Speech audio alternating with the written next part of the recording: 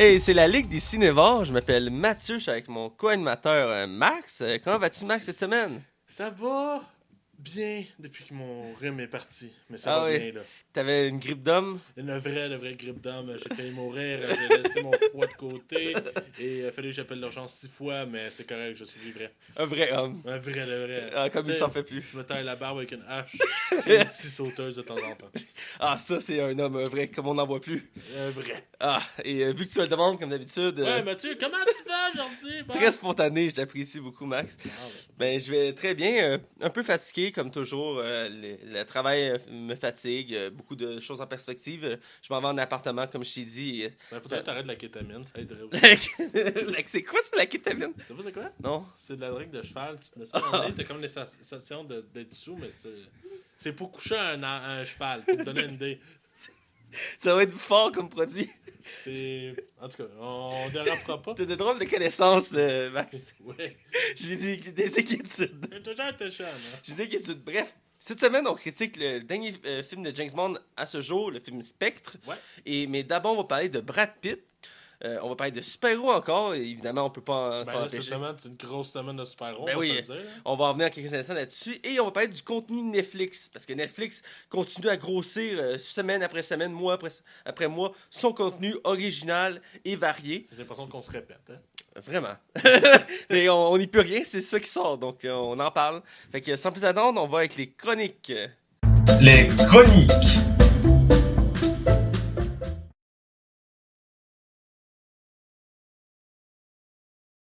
Alors, on est du côté des chroniques. Comme chaque semaine, on parle de divers chroniques sur l'actualité, les films qu'on a vus, zone de cinéma, hors sujet. Et comme chaque semaine, on commence avec ce qu'on a vu. Alors, Max, sans plus attendre, dis-moi ce que tu as vu. Écoute, j'ai écouté une série et j'ai écouté 2 films cette semaine. Ben, Ah! je vais en faire une que non, en fait, j'ai écouté 3 films. Je vais en faire une qui est pas digne de mention, mais je vais la nommer pareil. Chez nous, j'ai une jeune sœur qui écoute des films d'animation, des films de tous âges. On va dire ça ainsi. Ah. Et elle a loué Les 9 vies de Monsieur Boule de Poil Oh. avec Kevin Spacey. Oh, tout un acteur. Ouais, c'est ça. Fait que dans le Ça fond, doit être un chef-d'œuvre. inégalable. Inégalable. Pour résumer vite vite, le film, c'est en fait Kevin Spacey qui est en retard à la fête de sa fille, mais qui est un homme d'affaires quand même assez important. Ah. Et pour se faire pardonner, il va chercher un animal. Et va dans une boutique assez louche que je ne mettrais même pas les pieds, puis on se demande pourquoi il y va. Mais c'est pas grave, c'est un homme d'affaires qui paraît bien. Et qu'est-ce qui arrive, malheureusement, c'est en étant baveux puis méchant, il se fait ramasser par.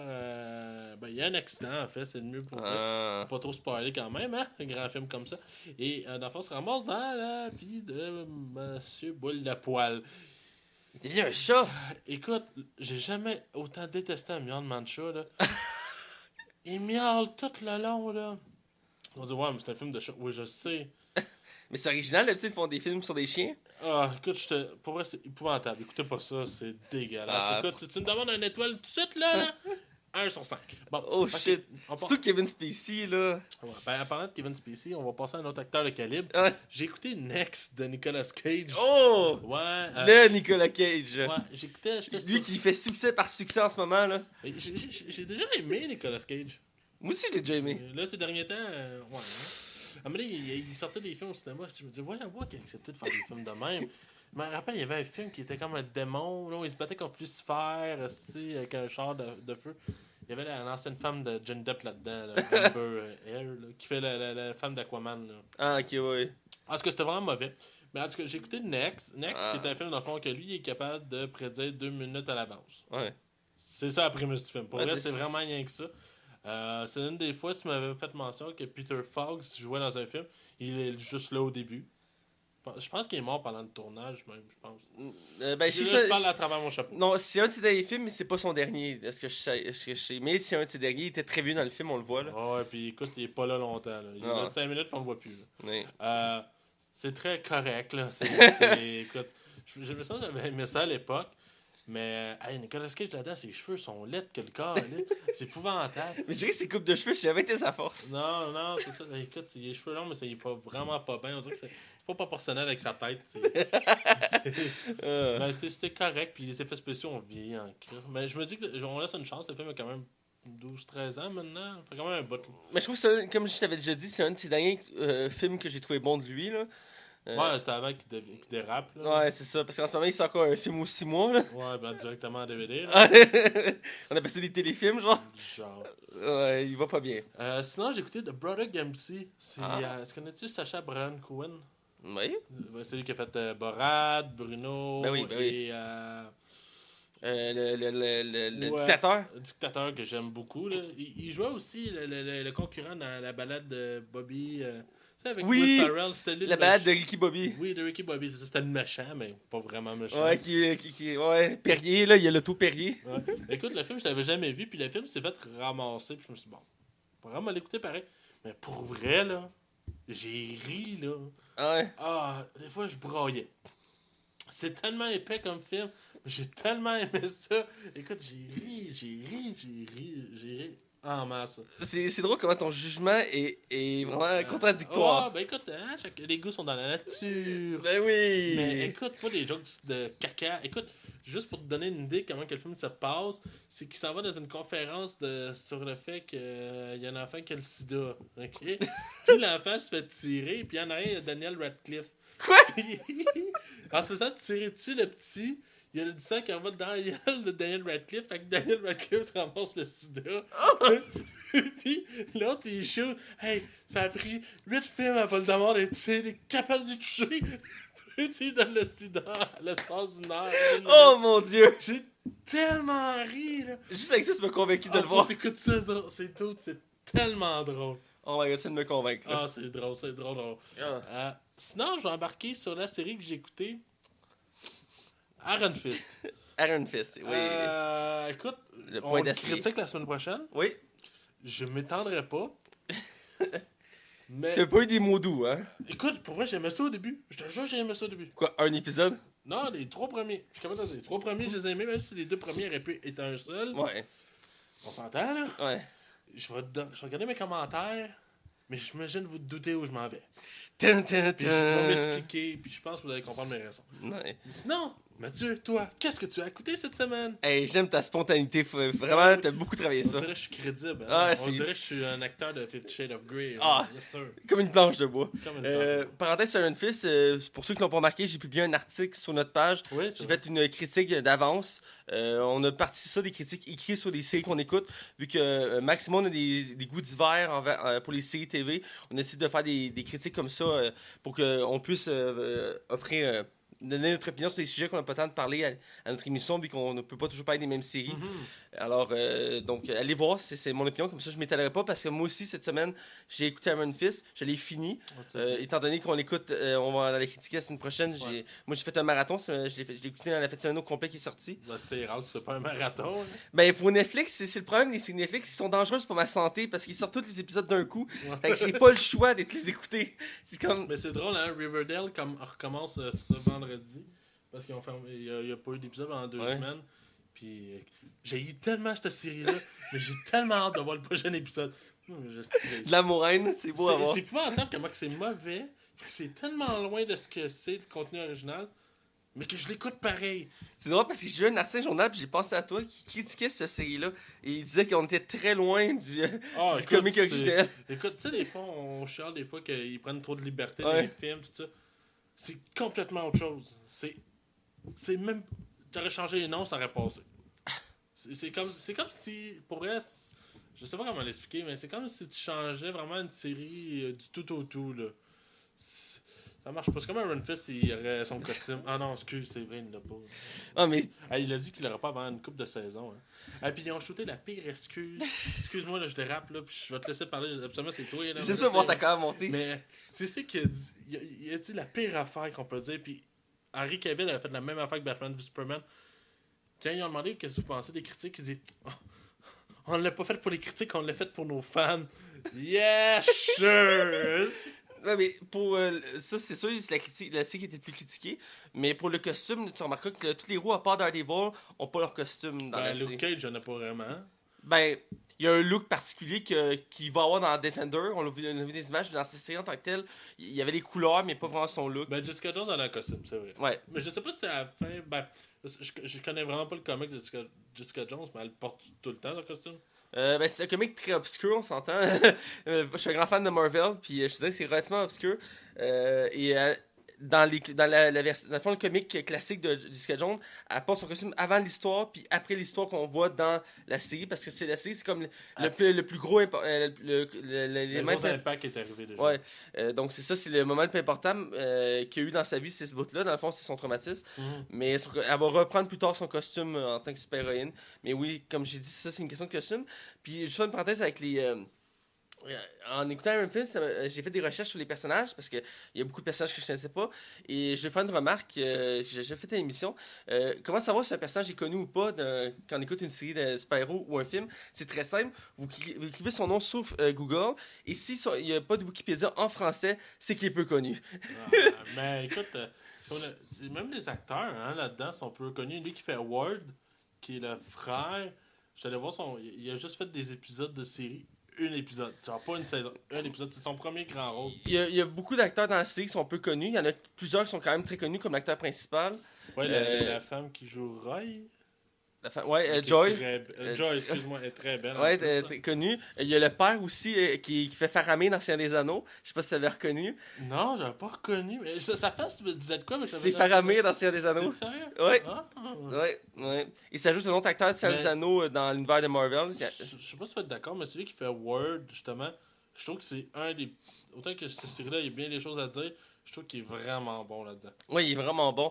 C'est un acteur qui m'a surpris. Au début, je l'aimais pas trop. Moi non plus. Puis au fil du temps, j'ai fini par l'aimer de plus en plus, comme j'ai dit dans ma critique. Je trouve ça les personnages les plus intéressants de la série. Si c'est pas le plus intéressant, hein? Si on reviendra à notre critique sans trop étaler, je vais continuer avec mes séries et films. Vas-y. Je vais vous parler de séries que j'écoute comme chaque semaine, mais parce qu'il y a des éléments de temps en temps importants qui arrivent et je peux pas passer à côté. Et le premier étant la série Flash, la série sur le super-héros Flash que j'ai déjà parlé à maintes reprises. Et c'est une passion de droit à un crossover avec la série Supergirl que j'ai pas encore pris la chance d'écouter. Et ça a fait beaucoup jaser pendant et après. Même pendant le podcast. Avant le podcast, de ce fameux épisode-là, parce que c'est un épisode qui était basé sur une comédie musicale. À fond, il voulait faire un épisode musical parce que la plupart des acteurs dans les deux séries ont été connus à Broadway dans des comédies musicales, dont l'acteur qui fait Flash et elle qui fait Supergirl. Les deux ont été connus aussi d'ailleurs avec la série Glee. Et là, on décide de faire un épisode spécial. Et la critique est sortie quand même relativement bien. T'as juste ça encore, Glee? Non, c'est fini Glee. Ah, ok. J'adore Glee Il y a d'ailleurs. pas eu beaucoup de saisons, mais ça? Il y a eu 7 saisons, je me rappelle bien. Ah, ok, il en a fait 7 quand même. Ouais. Mais ils ont coupé ce 5 parce que l'acteur principal, il est mort. Il est mort, voilà. Ça a tout scrappé le scénario. Ah, c'est le projet. Littéralement. Tout ça pour dire que j'ai écouté le fameux. Ah. Ok, continue. J'ai écouté le crossover musical et ben, tu sais, j'avais peur parce qu'on s'entend, c'était comme ça fitait pas dans cet univers-là et surtout que le méchant était peu connu. J'ai fait des recherches, c'est un méchant qui est apparu dans une série animée de Batman des années, je pense que c'est 2009, 2008 je pense. Et à l'époque, le personnage a été incarné en série animée La Voix par Patrick Neil Harris, c'est pas rien. Non, c'est pas c'est un grand acteur. Et là, il a été repris par Diane Chris, qui lui aussi jouait dans Glee, que je trouve c'est un très bon acteur, qui ici montre vraiment un rôle intéressant. Parce que, outre le fait qu'il y a de la musique, il y a un méchant qui est joué par Diane Chris, qui est le maître de la musique. Et je trouve que c'est très intéressant, les scènes d'interaction avec lui et les personnages, surtout les combats, parce que oui, il va se battre. Mais je te frappe, non, je te sacre un coup. Le pire, c'est qu'il chante juste au début et à la fin, ok? Mais en tant que tel, l'épisode, je trouve très intéressant parce qu'il nous emmène dans un rêve où c'est une comédie musicale. Et je trouve que la plupart des chansons marchent bien. On est surpris des personnages. Ils ont pris des personnages d'autres univers, dont Arrow, pour faire la comédie musicale. Et je trouve que c'est une histoire très simple, basique, qu'on voit dans toutes les comédies musicales. Deux familles mafieuses qui, leurs enfants s'aiment. Ils peuvent pas s'aimer parce que c'est deux gangs de mafieux qui s'entretuent. Puis là, finalement, l'amour gagne contre tout. Et happy ending, tout ça. Et en même temps, ça fait réaliser des choses aux deux personnages qui sont pris dans cette affaire-là. Mais en tant que tel, je trouve l'épisode très original. Je m'attendais à peu de choses. J'avais peur que ça scrape l'univers. En tant que tel, ça s'en sort bien. Je sais que toi, t'étais vivement critique envers ça. Tu étais comme, what the fuck is going on? Juste à cause de ça, on dirait que ça ne tente plus. On a fait un pari, toi puis moi. Ah ouais. Ouais, puis j'ai téléchargé la série True Detective, j'ai juste pas encore écouté. Elle est sur mon ordi depuis quelques jours. Et elle est en train de mijoter, là. On avance. Elle mijote, là, je la laisse cuire un peu, là. Donc c'est ma remarque, c'est très surprenant et j'ai adoré. Je vous recommande de ne pas skipper l'épisode, de l'écouter. Même si c'est pas la date de Supergirl, ça vaut vraiment la peine, c'est un bon épisode. Autre série que j'ai parlé plusieurs fois, mais que je reviens de temps en temps quand il y a des moments marquants, c'est la série Legend of Tomorrow, une autre série dans le même univers que Flash et Arrow, le Arrowverse qu'on appelle. Et c'est des voyageurs dans le temps, pour ceux qui ne connaissent pas. Et c'est une gang de super-héros qui voyage dans le temps pour protéger la timeline qu'on appelle en anglais, la ligne du temps. Et le dernier épisode, il se retrouvait à devoir aller à la Première Guerre mondiale et interagir avec Tolkien. Tolkien, c'est lui qui a créé Seigneur des Anneaux, un des plus grands écrivains de tous les temps. Et dans le fond, il interagit avec, et c'est très drôle parce qu'ils font plein de références à Seigneur des Anneaux. Parce on pourrait s'attendre à ce que ce soit cliché, que dans le fond, comme ils ont fait un épisode sur George Lucas, créateur de Star Wars, ils ont fait plein de références à Star Wars, mais ils n'ont pas eu d'impact directement sur le personnage. C'est lui-même qui a créé les choses. Mais dans cet épisode-là, c'est à cause de eux que Tolkien a créé Seigneur des Anneaux. Parce que dès le début de l'épisode, ils ont le fameux objet qui court après depuis le début de la saison, qui est la lance de la destinée. Et il décide qu'il faut qu'il la détruise. Fait qu'un des personnages, qui a lui un gun de feu, qui est Earthwave, décide de la brûler pour la détruire. Mais à la place de fondre, elle se met à chauffer et il y a un message qui apparaît dessus. Comme l'anneau dans Seigneur des Anneaux. Fait que là, ils font intéressant. Puis là, ils montrent ça à Tolkien. Puis là, Tolkien, il fait la remarque, il fait comme un message caché qui apparaît par le feu. Mais c'est une bonne idée. Ça, c'est le premier lien. Puis quand les super-héros se présentent à Tolkien, il dit vous êtes quoi, vous? Il dit il y en a un qui répond, il dit on est une sorte de communauté d'héros. Puis ils font plein tout le long comme ça de l'épisode. Puis à la fin, t'as juste. Ça doit être drôle. Ah, c'est très drôle. Puis tout le long, tu caches dans le fond, au final, que c'est à cause des Legends of Tomorrow que ces anneaux existent. Puis c'est eux qui donnent tous les éléments à Tolkien pour créer son livre. Fait que je trouve ça très drôle la manière qu'ils ont amené ça. L'épisode est très bon en soi. C'est l'avant-dernier, ou le dernier. Non, c'est le deuxième avant-dernier en S2. Et la série est vraiment bonne, elle s'est beaucoup améliorée contrairement à la première saison qui était quand même bonne, mais décevante sur plusieurs points, dont le méchant qu'on s'attendait à plus.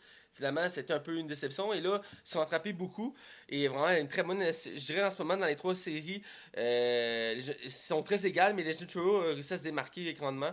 Et là, j'attends la finale avec impatience. C'est vraiment une bonne série. J'aime tout ce qui voyage dans le temps. Moi, j'ai toujours trippé de Back to the Future. C'est un concept intéressant. Il y a plein de choses à faire. Ah oui, c'est vraiment bon. Donc, c'est ma remarque, c'est deux séries que j'écoute chaque semaine. Il y a aussi, je veux pas m'étaler parce que je sais que j'en parle tout le temps. Un peu comme Mentalist au début, quand on a commencé le podcast. Bones, que je suis en train de faire un méga marathon. T'es rendu à quelle saison? La saison 8. Sur 12. T'as ralenti, ça paraît que t'écoutais autre chose, hein? Ouais, ben, c'est ça. Quand il arrive d'autres choses, d'autres séries, puis beaucoup de stock. Tu as hâte de finir pour elle? Ben, je m'attendais à ce que la fin de la saison 7 me dise ok, ben j'ai pas besoin de continuer. Ben non, ils ont fait en sorte que je suis obligé de continuer parce qu'il est arrivé. Un élément déclencheur. Ben non, c'est qu'ils ont dû couper la saison sec. Elle fait 13 épisodes au lieu de 23. Et c'est parce que l'actrice principale est enceinte, fait qu'ils ont coupé ce sec. Et ils ont pris les derniers épisodes, puis ils ont gardé pour la saison suivante. Donc ça nous laisse en suspens la fin de la saison 7, même s'il était censé finir là. Ils ont laissé un suspense qu'il a continué à la saison 8 et ça nous pousse à continuer à avancer. Et ça permet de relancer les éléments d'histoire qu'on. Tu sais, à un moment donné, après plusieurs saisons, c'est dur de comme relancer les éléments d'histoire, mais ils s'en sortent quand même relativement bien, je suis surpris. Même si je trouve que. Ben, j'ai hâte de voir comment ils vont faire pour te faire encore 12 saisons, mais je pensais qu'à cette saison, ils allaient comme boucler tout ça, mais ils ont trouvé un moyen de raccrocher. Je suis content parce que j'adore cette série-là, c'est une découverte et je me tanne pas. C'est sûr que c'est une série de 12 saisons, c'est beaucoup. On parlait tantôt de CSI qui est. Qui dépasse le 1000 saisons, là. Tu sais, à un moment donné, c'est comme tu parlais, ils font juste t'en donner pour t'en donner, là. Ouais, c'est de la chair à saucisse. Ça finit plus. Mais je trouve que, bon, je pense que 12 saisons, j'ai hâte de voir comment ça finit la deuxième saison, mais il aurait pu très bien arrêter à saison 7, mais ils ont continué, puis je suis pas déçu parce que ça me permet de continuer de voir l'évolution de mes personnages que j'aime voir. Maintenant, je vais parler, la dernière chose que je vais parler, je sais que je parlais beaucoup de choses, c'est une nouvelle série que j'ai commencé, que j'ai découvert.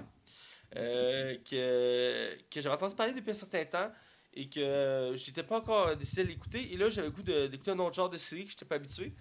Puis c'est qu'un grand acteur, un acteur que j'ai pas. Ben, j'ai déjà écouté un peu de la série, mais j'ai jamais fini. L'acteur de 24 heures chrono. Vraiment un très bon acteur qui a essayé 24 heures chrono, était une découverte et est devenu en soi une nouvelle titre de série. Il a eu le droit à un spin-off récemment. 24 heures chrono, Legacy. Et là, l'acteur principal revient à une nouvelle série en tant qu'acteur principal et ça s'appelle Survivant désigné. Et dans le fond, c'est basé sur un principe très simple.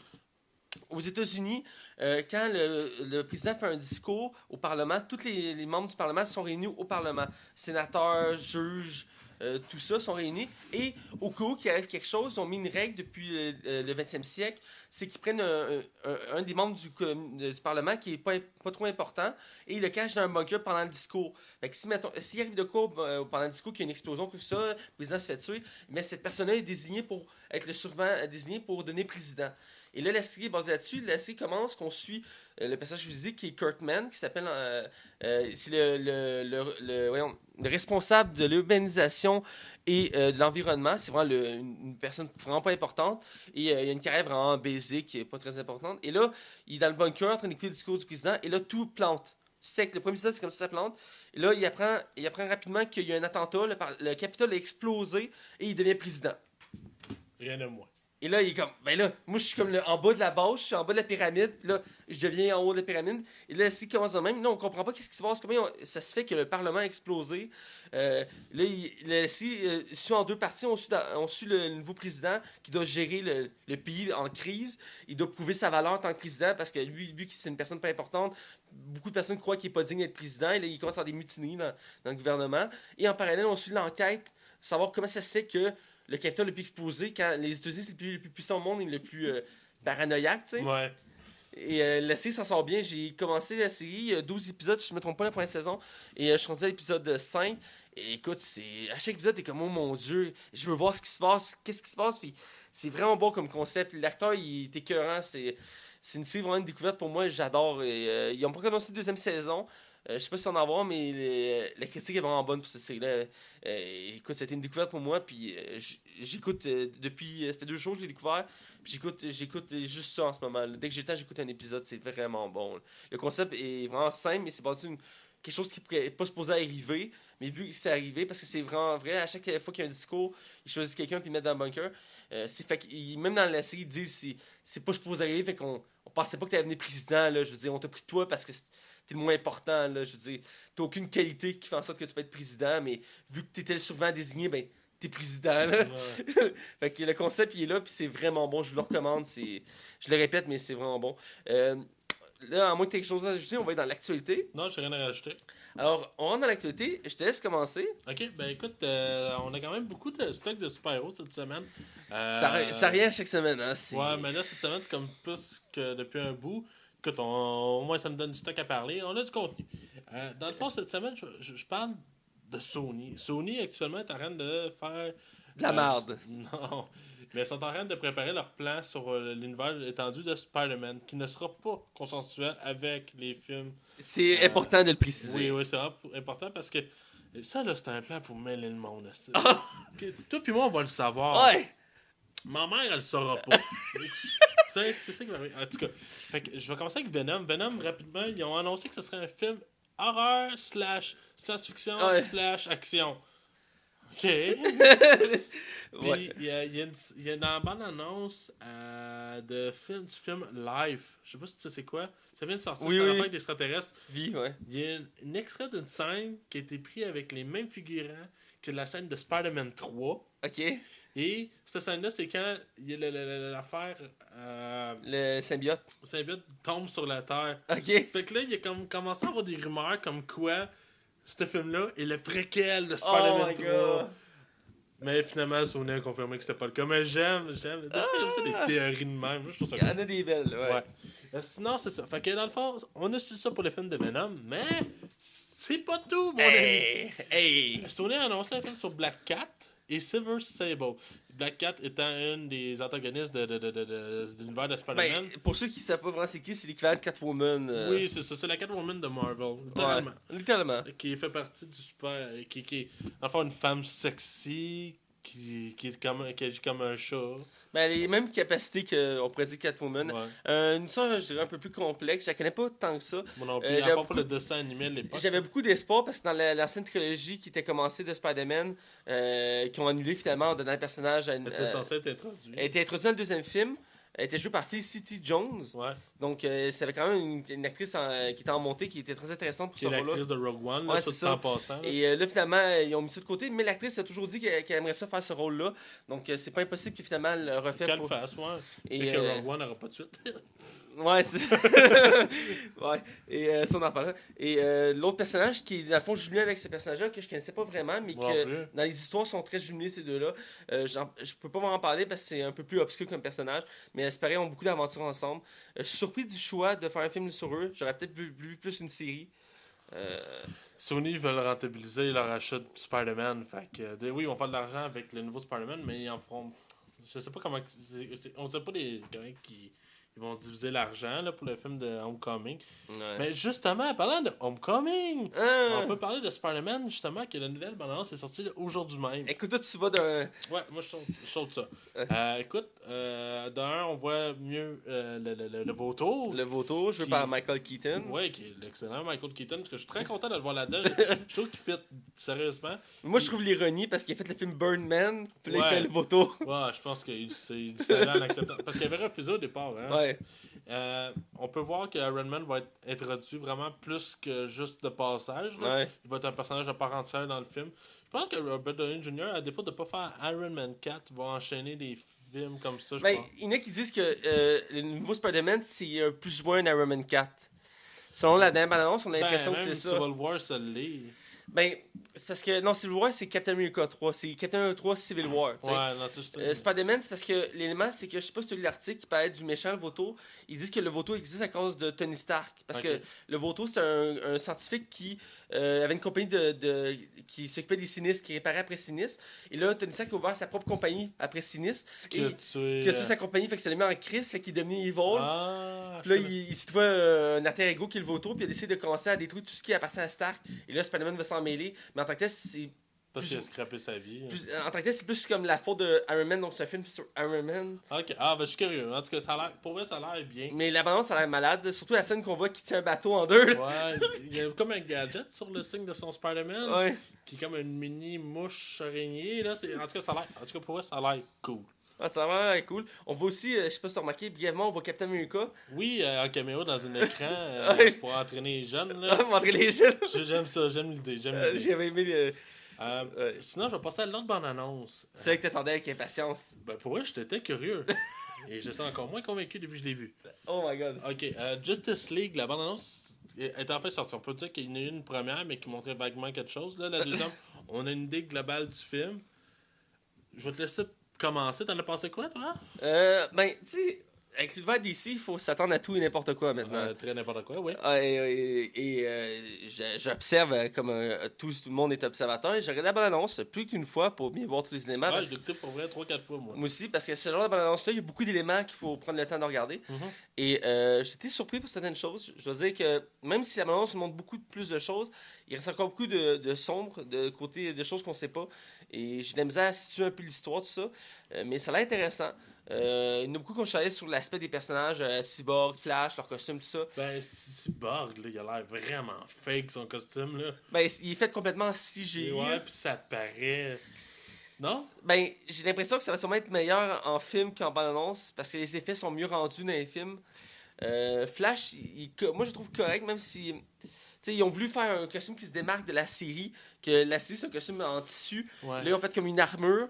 Ouais. Ils ont aussi changé un peu l'aspect de ses pouvoirs, dans le sens que quand il se déplace, il y a de l'électricité partout. Ouais. Que dans la série, dès le premier épisode, il règle ce problème-là. Il invente un gadget qu'il met sur son torse, qui est son logo, qui fait en sorte qu'il condense son électricité sur lui, fait qu'il n'y a pas d'électricité autour de lui, pour éviter de... Bon, peut-être ça va être c'est voulu, peut-être, là. Ah, peut-être. Aussi d'ailleurs annoncé que dans le film, il y a deux costumes de Flash et deux costumes de Batman, donc j'ai hâte de voir. Parce que Batman va faire un nouveau costume pour Flash. Ben, il est cool, là. Son costume pour ce film-là, là, un peu plus noir, Ouais, plus grisâtre, là, aussi. ils ont Ouais. retravaillé le costume de Batman qui je trouve qui est mieux. Ben, je l'aimais le précédent, pour vrai, même s'il avait l'air un peu coincé dedans, là. Ouais. Je le trouvais cool. Moi, j'ai trouvé Ouais, j'aimais qu'il était beaucoup plus fidèle au comic. On voit Aquaman aussi qu'on n'a pas parlé. qu'il a l'air badass, là, Il on a va se le dire. l'air d'être le plus badass de la gang. Ah ouais. Il a l'air d'avoir eu du fun à faire le film. Je suis plus très sûr si on le voit dans la bande-annonce, mais ils ont sorti enfin son costume. Ils vont avoir un costume vert et jaune. Un peu plus proche des comics, même si ils ont vert et orange, en tout cas, bref, il va avoir l'essence du costume sans avoir l'original. Ouais. Ils ont voulu faire quelque chose de plus moderne, un peu comme ils ont fait avec Wonder Woman, qu'on voit d'ailleurs. Plein de scènes d'action, on voit qu'il y a une leader elle aussi. Mais, On voit pas de méchant, à la surprise. non, hein, ils ont appris. D'ici, on a appris, ils nous laissent en suspense. Mais, écoute, je vais enchaîner, là. Ouais. Pas sûr.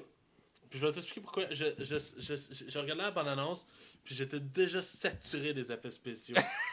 C'est épouvantable. Hey, c'est partout, là, dans le film. Tu sens que ça a été fait 100% dans un fond vert. Pour vrai, là, c'est épouvantable. Il y a du fond vert partout, là. Ouais, ben, on voit que c'est beaucoup d'effets spéciaux. Je pense, ben, ce que j'ai remarqué, c'est qu'il y a beaucoup plus d'effets spéciaux que dans les films d'Avengers. Ils mettent beaucoup plus de fond vert, comme tu dis. Avengers, il y en a beaucoup, on s'entend. Ouais. Mais il y a une nuance du côté des vrais décors, aussi des vrais effets, des vraies explosions, tout ça. Et là, c'est beaucoup travaillé effets spéciaux. En même temps, c'est pour monter du spectaculaire, mais à un moment donné, trop, c'est comme pas assez. Ouais, c'est ça, des fois, t'es comme saturé. Le premier Superman l'avait bien compris, je trouve. Ouais. C'était bien dosé. Le deuxième, ça, c'était. À un moment donné, j'étais plus capable, j'étais saturé. Mais, tu sais, je suis content qu'il ait comme mis un peu d'humour. Tu sais, ça va peut-être aider des fois à descendre un peu l'atmosphère. C'est sûr que. Ben, moi, la phrase que j'ai retenue, excuse-moi. de te Ouais, couper. je sais, je me t'en vas, puis je trouve que c'est une joke facile. La phrase que j'ai retenue du vidéoclip, c'est quand Flash est dans le Batwing de Batman, puis il dit rappelle-moi, c'est quoi déjà ton super pouvoir? Il dit je suis riche. Il pense C'est ça, mais. C'est ça, puis quand il dit, quand Batman il va voir Articulé, puis il dit ah, j'ai entendu dire que tu parles aux poissons. Ouais, mais ça c'était bon. Ça, je trouvais que c'était bien. Mais l'autre, on dirait que c'est parce qu'on l'a tellement entendu de fois. Bon, en tout cas, Ben, t'as jamais Batman dans tous les films récents, t'as jamais Batman c'est vrai. qui dit je suis riche, tu sais, je veux dire. Il Ouais. se vante quand il est en Bruce Wayne, mais en Batman, il ne va pas se vanter. Là, il se vante. Parce qu'il est plus lui, enfin, en Batman. Ouais, fait que c'est comme plus un gag. J'ai trouvé ça original. Ouais. Aussi, la Batwing qu'on a pu voir. Ouais. Il y a un nouveau modèle. Ils ont retravaillé le modèle. Je trouve ça intéressant. Toujours, ils veulent toujours se rapprocher un peu plus des comics. J'aime ça pour ça. Parce qu'ils veulent quand même respecter les Mais comics. j'espère, je vais aller le voir, c'est sûr. Ouais. J'espère être surpris. Moi aussi, j'espère être surpris. Parce que là, ben, il y a Wonder Woman qui a l'air vraiment bien. Oui. Ouais, je suis capable de le dire, il a l'air bien. Il n'y a pas trop d'effets spéciaux, ça a pas l'air d'être super saturé, là. On oublie, mais il avait annoncé qu'on allait voir un personnage qu'on n'avait pas encore vu dans la nouvelle bande-annonce. Et je sais pas si vous avez remarqué, mais c'est Mera, la femme d'Aquaman. Oui, on la voit très brièvement. Dans une scène, on la voit dans l'eau. D'ailleurs, on peut voir l'effet de l'eau aussi, parce que c'est quelque chose qui a été Mais- mal travaillé au début. Tu penses que Superman va être autant coupé que ça? Je pense qu'ils veulent juste nous le teaser. Ils veulent juste nous donner un avant-goût pour qu'on soit en manque et qu'on veut le voir. Mais on va le voir dans le film, ça c'est Il n'y a sûr. pas le choix. C'est le monde fondateur avec Batman. Ouais, c'est ça. Donc, d'après moi, on va le voir. Plus qu'on pense, c'est que là, ils veulent juste nous donner un avant-goût, un peu comme. Ben, c'est pour nous dire, il est mort, regardez comment il est Ouais, vraiment mort. c'est ça. En tout cas, puis on dit qu'on allait avoir d'autres, qu'on allait avoir un autre héros qu'on n'a pas encore vu. Dans le film, il va y avoir un héros qui va prolonger l'histoire. Donc, il va sûrement avoir un caméo de Green Lantern ou d'un autre héros qu'on n'a pas encore vu pour prolonger l'histoire de Justice C'est League. Shazam. Shazam aussi qui est annoncé avec son spin-off avant son film, bref. Et Green Lantern qui est annoncé pour genre 2020. Ouais, c'était loin encore, hein. Ouais. Ça a été annoncé quoi en 2015 en plus, je pense. Ouais, avec toutes les spin-offs de Batman aussi. Là. Et de Suicide Squad. Oh boy. Bon, sinon, je vais finir avec ma dernière nouvelle qui va être très brève. Écoute, ça dure 1 minute cette bande-annonce-là. On disait justement au début de l'émission du contenu Netflix, ben oui, on a eu une bande-annonce pour Death Note, Oui, qui est Death Note. une série manga très très populaire au Japon. Et même ici, je dirais que Ouais. quand même un certain fanbase. Écoute, par exemple, c'est un bâchage automatique. Ben, c'est comme Ghost in the Shell qui sort, je pense, ce vendredi, qui se fait déjà ramasser. Il se faisait ramasser parce que c'était comme intouchable, là, apparemment. Écoute, moi, je vais l'écouter le film. Moi, je suis curieux. Je connais pas l'univers, vraiment, mais moi, je suis intéressé. Puis Netflix, je trouve que c'est quand même un pari osé. Mais en tout cas, à date actuellement, les fans bâchent énormément. Ben, moi, j'avais pas regardé encore la critique de la bande-annonce. J'ai vu la bande-annonce. Death Note, je connais, j'avais commencé l'anime. Mhm. Je l'ai jamais fini, il faudrait d'ailleurs que je le fasse. C'est pas très long, c'est l'avantage de cet anime-là. Il est comme 24 épisodes. Et à ce paraît, c'est écœurant. Moi, j'avais aimé les premiers épisodes. Le concept est vraiment bon. Et la bande-annonce, ben, on voit pas grand-chose. On voit quelques éléments dans le personnage principal. Mais selon les fans, c'est vraiment. C'est comme mal adapté. Un peu comme Dragon Ball à l'époque. Mais même le choix de casting est très critiqué. Là. Ouais, aussi, il y a beaucoup d'éléments qui sont critiqués de la bande-annonce. On verra. On l'a pas vu, il n'y a pas besoin que tu l'aies vu, c'est facile de juger. Ouais, c'est ça. Je veux voir avant de juger. Tu sais, je veux dire, c'est facile de juger sur le coup sans connaître, mais des fois on est surpris. Il y en a beaucoup qui ont jugé Batman. Ils ont jugé Ben Affleck qui a été choisi pour être Ouais. Batman.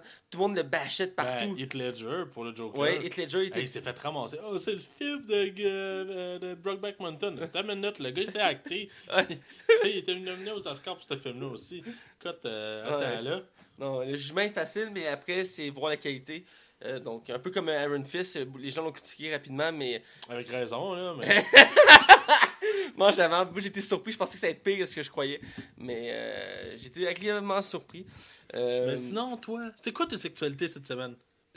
Encore une fois, il y a du super-héros, je peux pas passer à côté. Écoute, cette semaine, on avait pas mal rien que ça. T'as fait un filtre, t'en as pris beaucoup pour pas que ça soit toujours moi. Moi, j'ai une nouvelle dans le fond, c'est sur la suite de Deadpool 2. Les rumeurs vont bon train sur le choix pour Cable. Qui va être un des personnages principaux du nouveau film, qui est un X-Men du futur, Ouais. qui est dans le fond le fils de c'est Nathan Summer qui s'appelle le fils de Scott Summer et de Jean Grey, qui vient du futur, qui a des pouvoirs de téléportation, de télépathie, télékinésie, il y a un virus informatique dans son corps, il est moitié cyborg, il est badass avec un gun. C'est vraiment un mutant vraiment unique en son genre, vraiment badass. Et là, beaucoup de rumeurs, beaucoup d'acteurs qui sont en liste. C'est très mitigé à savoir qui serait choisi. Et là, ils ont sorti des artwork qu'on appelle des dessins de possibilités. Et là, on a vu que ce serait peut-être Brad Pitt. Ils ont sorti des images de dessins avec Brad Pitt en costume de... C'est spécial, hein? Ben, j'ai été surpris. Mais je suis pas contre, moi. Ben, je suis surpris du choix. Je le sens dans ta voix, là. Écoute, surprise. Mais là, je trouve que c'est pas tant pire. Écoute, Je m'attendais à un acteur plus tu sais, plus cut. carré, ouais. Plus cut, tu sais. Plus imposant. Plus imposant, merci, c'est ça que je Parce cherchais. qu'il a l'air grand Cable dans la bande dessinée. Ouais, il est grand, il est cut, tout ça. C'est sûr, Brad Pitt, il a le look quand même, il a la tête, il faut une tête carrée, tout ça. Brad Pitt, là. Il y a plusieurs choix intéressants. Il y avait d'ailleurs, il y en a un que j'avais trouvé intéressant, c'est l'acteur qui faisait Hellboy. Ouais, Ron Perlman. Il y avait des rumeurs qui disaient que ça allait être lui parce qu'il avait le look, il était cut. Même lui, il le demandait sur son Facebook. Hey, prenez-moi. Il y avait le look, il y avait la gueule carrée, il est cut, il y avait tout ce qu'il faut. Puis il y avait plusieurs comme ça. Il y avait aussi un autre. Pierce Brosnan qui avait été pensé. Ouais, Pierce Brosnan. Il y avait aussi le méchant dans Rocky, lui, le russe, là. Ah oui, oh mon dieu. Il a la tête carrée, puis il est cut, là. Je sais de qui tu parles. Là. Il a fait plusieurs films après, mais je me retiens juste pour celui-là. Dolph Lundgren. Ouais, c'est ça. En tout cas, c'est un des méchants dans Arrow dans la dernière saison, by the way. Ah, en plus. Ouais. Et il y avait plusieurs, puis Brad Pitt à date, c'est ce dessin qui est sorti. C'est intéressant. En parallèle, ils ont sorti aussi les premières images, dessins toujours, de Domino joué par l'actrice noire qui est nouvelle, qui n'est pas connue. Et là, ils ont décidé de faire un choix intéressant. Ils ont inversé les couleurs. Elle reste noire, mais elle a une tache blanche sur un de ses yeux. Après, que ce soit l'inverse, qu'elle soit toute blanche avec une tache noire. Je trouve ça intéressant. C'est surprenant, je ne m'attendais pas à ce qu'il fasse un look comme ça. Mais au choix de l'actrice, je pense que c'est correct. Vu de même. Ben, là. On peut pas s'attendre. Je veux dire, on va voir quand on va voir, c'est une actrice qui est pas connue. Un personnage qui est peu connu aussi de ceux qui connaissent pas le comic. Donc, à part le film qu'il y a eu avec. Voyons, la fille dans Pirates des Caraïbes, là. Kira. Ouais, Kira. Knight, je pense que c'est. Knight, ouais, bon. Elle avait fait un film sur Domino. Ouais, mais qui était pas. Il était pas assumé comme un film de super-héros. Ouais, en tout cas, c'était un film d'action pour l'époque. Ouais, bref. Et donc, c'était ça. Puis il y a eu des images aussi de Deadpool. En fait. Avec un t-shirt des X-Men. Ouais, c'est ça, avec un t-shirt d'X-Men, c'est aussi une autre image. Je trouve ça intéressant. T'as-tu eu la chance de voir le. C'est du monde qui ont fait ça. C'est pas des amateurs, par exemple, tu le sens, là. Ouais. Deadpool meet La Belle et la Bête. C'est chanté dans un bar, puis c'est Deadpool, dans le fond, qui... je sais pas comment mieux l'expliquer, qui chante des chansons de... Tu sais, la chanson « On est tous comme Gaston, on veut tous être Gaston ». Bon, mais ça tourne autour de ça, mais c'est ultra drôle, puis c'est fucking bien fait. J'ai pas vu. Ça veut une chance de regarder ça. Ou excuse-moi, je te coupe, là, c'est une nouvelle, mais je m'en fous, là, j'en profite. Je suis dedans, je suis en forme. Vas-y, bâche! Il y a quelqu'un qui a imaginé un post-crédit à Logan. Fait qu'il est là, puis il s'en va. Ouais. Faut que je spoil.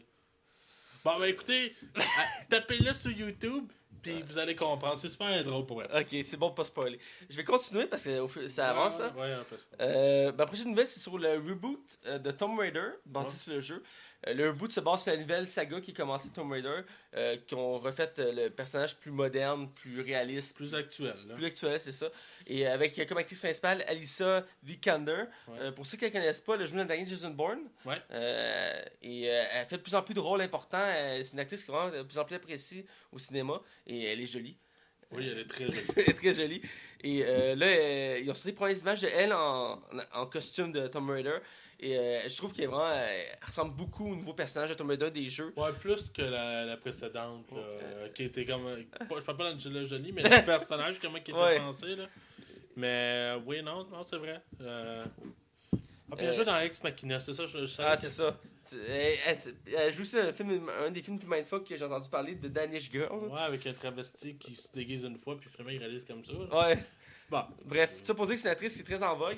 Et les premiers images sont sortis, je trouve que c'est très ressemblant. Et c'est un film que j'attends dans le sens que la première série de films qu'il avait fait à l'époque, j'étais jeune, je trouvais ça c'était un bon film d'action, mais avec du recul, je trouvais ça très mauvais par rapport à Tomb Raider. Il y avait Gerard Butler qui était dans le premier, qui était pas connu à cette époque-là. Qui jouait dans le premier, qui était comme le fatigant qui était tout le temps après elle. Là. Ouais. Bon, en tout cas. Parce que la SNG, même si elle ressemblait beaucoup à Tomb Raider d'époque, je trouve que les films s'en sortaient très mal.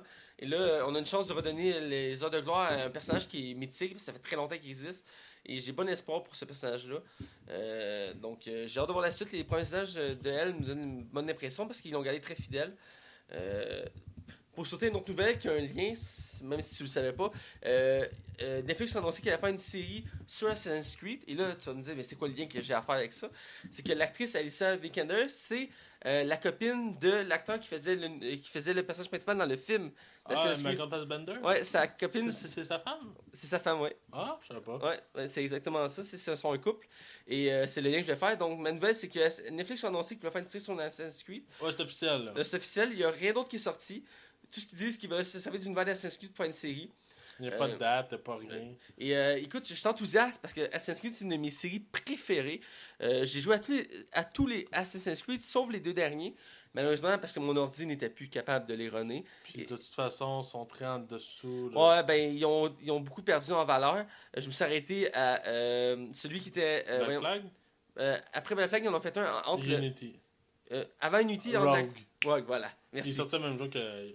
Faut le faire, hein, sortir 2 jeux à la même journée. Mais Rogue était juste sur les anciennes consoles, genre. Ouais, c'est ça, c'était pour eux autres qui n'avaient pas encore les nouvelles générations, parce que c'était comme la transition, là. Ouais. Mais Rogue, c'est le dernier que j'ai joué, que j'avais aimé beaucoup, parce qu'il avait pris Black Flag, qu'il avait pris les choses de Black Flag, il avait pris... Puis il se passait au Québec, celle-là. Ben, dans le Grand Nord canadien, et entre autres, Québec. c'est la guerre français-anglais, tout ça. Et c'était très bon. Moi, j'adore l'histoire, et donc j'adore cette série-là. Et Unity avait été très critiquée, donc, parce qu'il y avait beaucoup de bugs. Même chose pour le syndicat. J'ai les deux. J'ai juste pas la chance d'y jouer parce qu'ils sont sur PC et mon ordi est à la ramasse. Mais je veux y jouer parce que je suis un fan fini. Ce qui me déçoit parenthèse comme ça, ce qui me déçoit des récents jeux, c'est qu'ils touchent plus au présent. Le présent est resté beaucoup plus... il est mort. Ils en font plus mention. Depuis qu'ils ont tué le personnage principal, ils l'utilisent plus. Écoutez, là, si vous le saviez pas, là, ça fait genre 7 ans. Ouais, regarde ça. Et tu sais, c'est pas là. Tu sais, le gars qui écoute nos podcasts en jouant à Assassin's Creed, en disant j'écoute un bon podcast, puis il réalise juste pas tout d'un. Il t'aurait joué au toit comme tabarnak, je pitch ta manette à terre. Je m'excuse, buddy, je m'excuse. On s'en veut, là. Ça pour dire que j'ai hâte à la série. Le film est d'ailleurs sorti au club vidéo cette semaine. Ouais, hein? Je vais l'écouter cette semaine pour m'en donner une impression. J'aimerais ça qu'on le critique bientôt. Oui, j'aimerais ça l'écouter. Écoute, si tout le monde l'a démoli, je suis quand même curieux. Ouais, moi ça, je suis curieux, fait que je vais l'écouter. Et j'espère une série, parce que moi, c'est un univers qui est immense, qui a beaucoup de possibilités. Et que j'ai hâte de voir ce qu'il pourrait faire avec ça. Espérant qu'il se base plus sur le jeu original que ce que le film a fait. Parce que c'est une des choses qu'il a fait qui a été très critiquée. Donc c'était ça. Ma prochaine nouvelle est sur un des films que j'ai adoré, que je trouve qui est un des plus drôles, un des meilleurs que j'ai vu, qui est Zombieland, qui est une comédie une comédie zombie. Que j'aime beaucoup. Ah, j'aime beaucoup moi aussi. Qui est un des films qui a fait connaître. Je vais y arriver. Emma Stone. Emma Stone et l'autre, l'acteur principal. Jesse Eisenberg. Merci. Tu me permets une parenthèse sur ce film-là? Vas-y. Écoute, c'est juste une mini anecdote. Il y a eu une série. Ah, je sais pas. Qui est sortie. C'était l'une des premières séries originales Amazon. Tu sais, le site de livraison. Ouais. Ils ont leur propre système à la Netflix. Et la première série qui ont sorti, c'était Zombieland.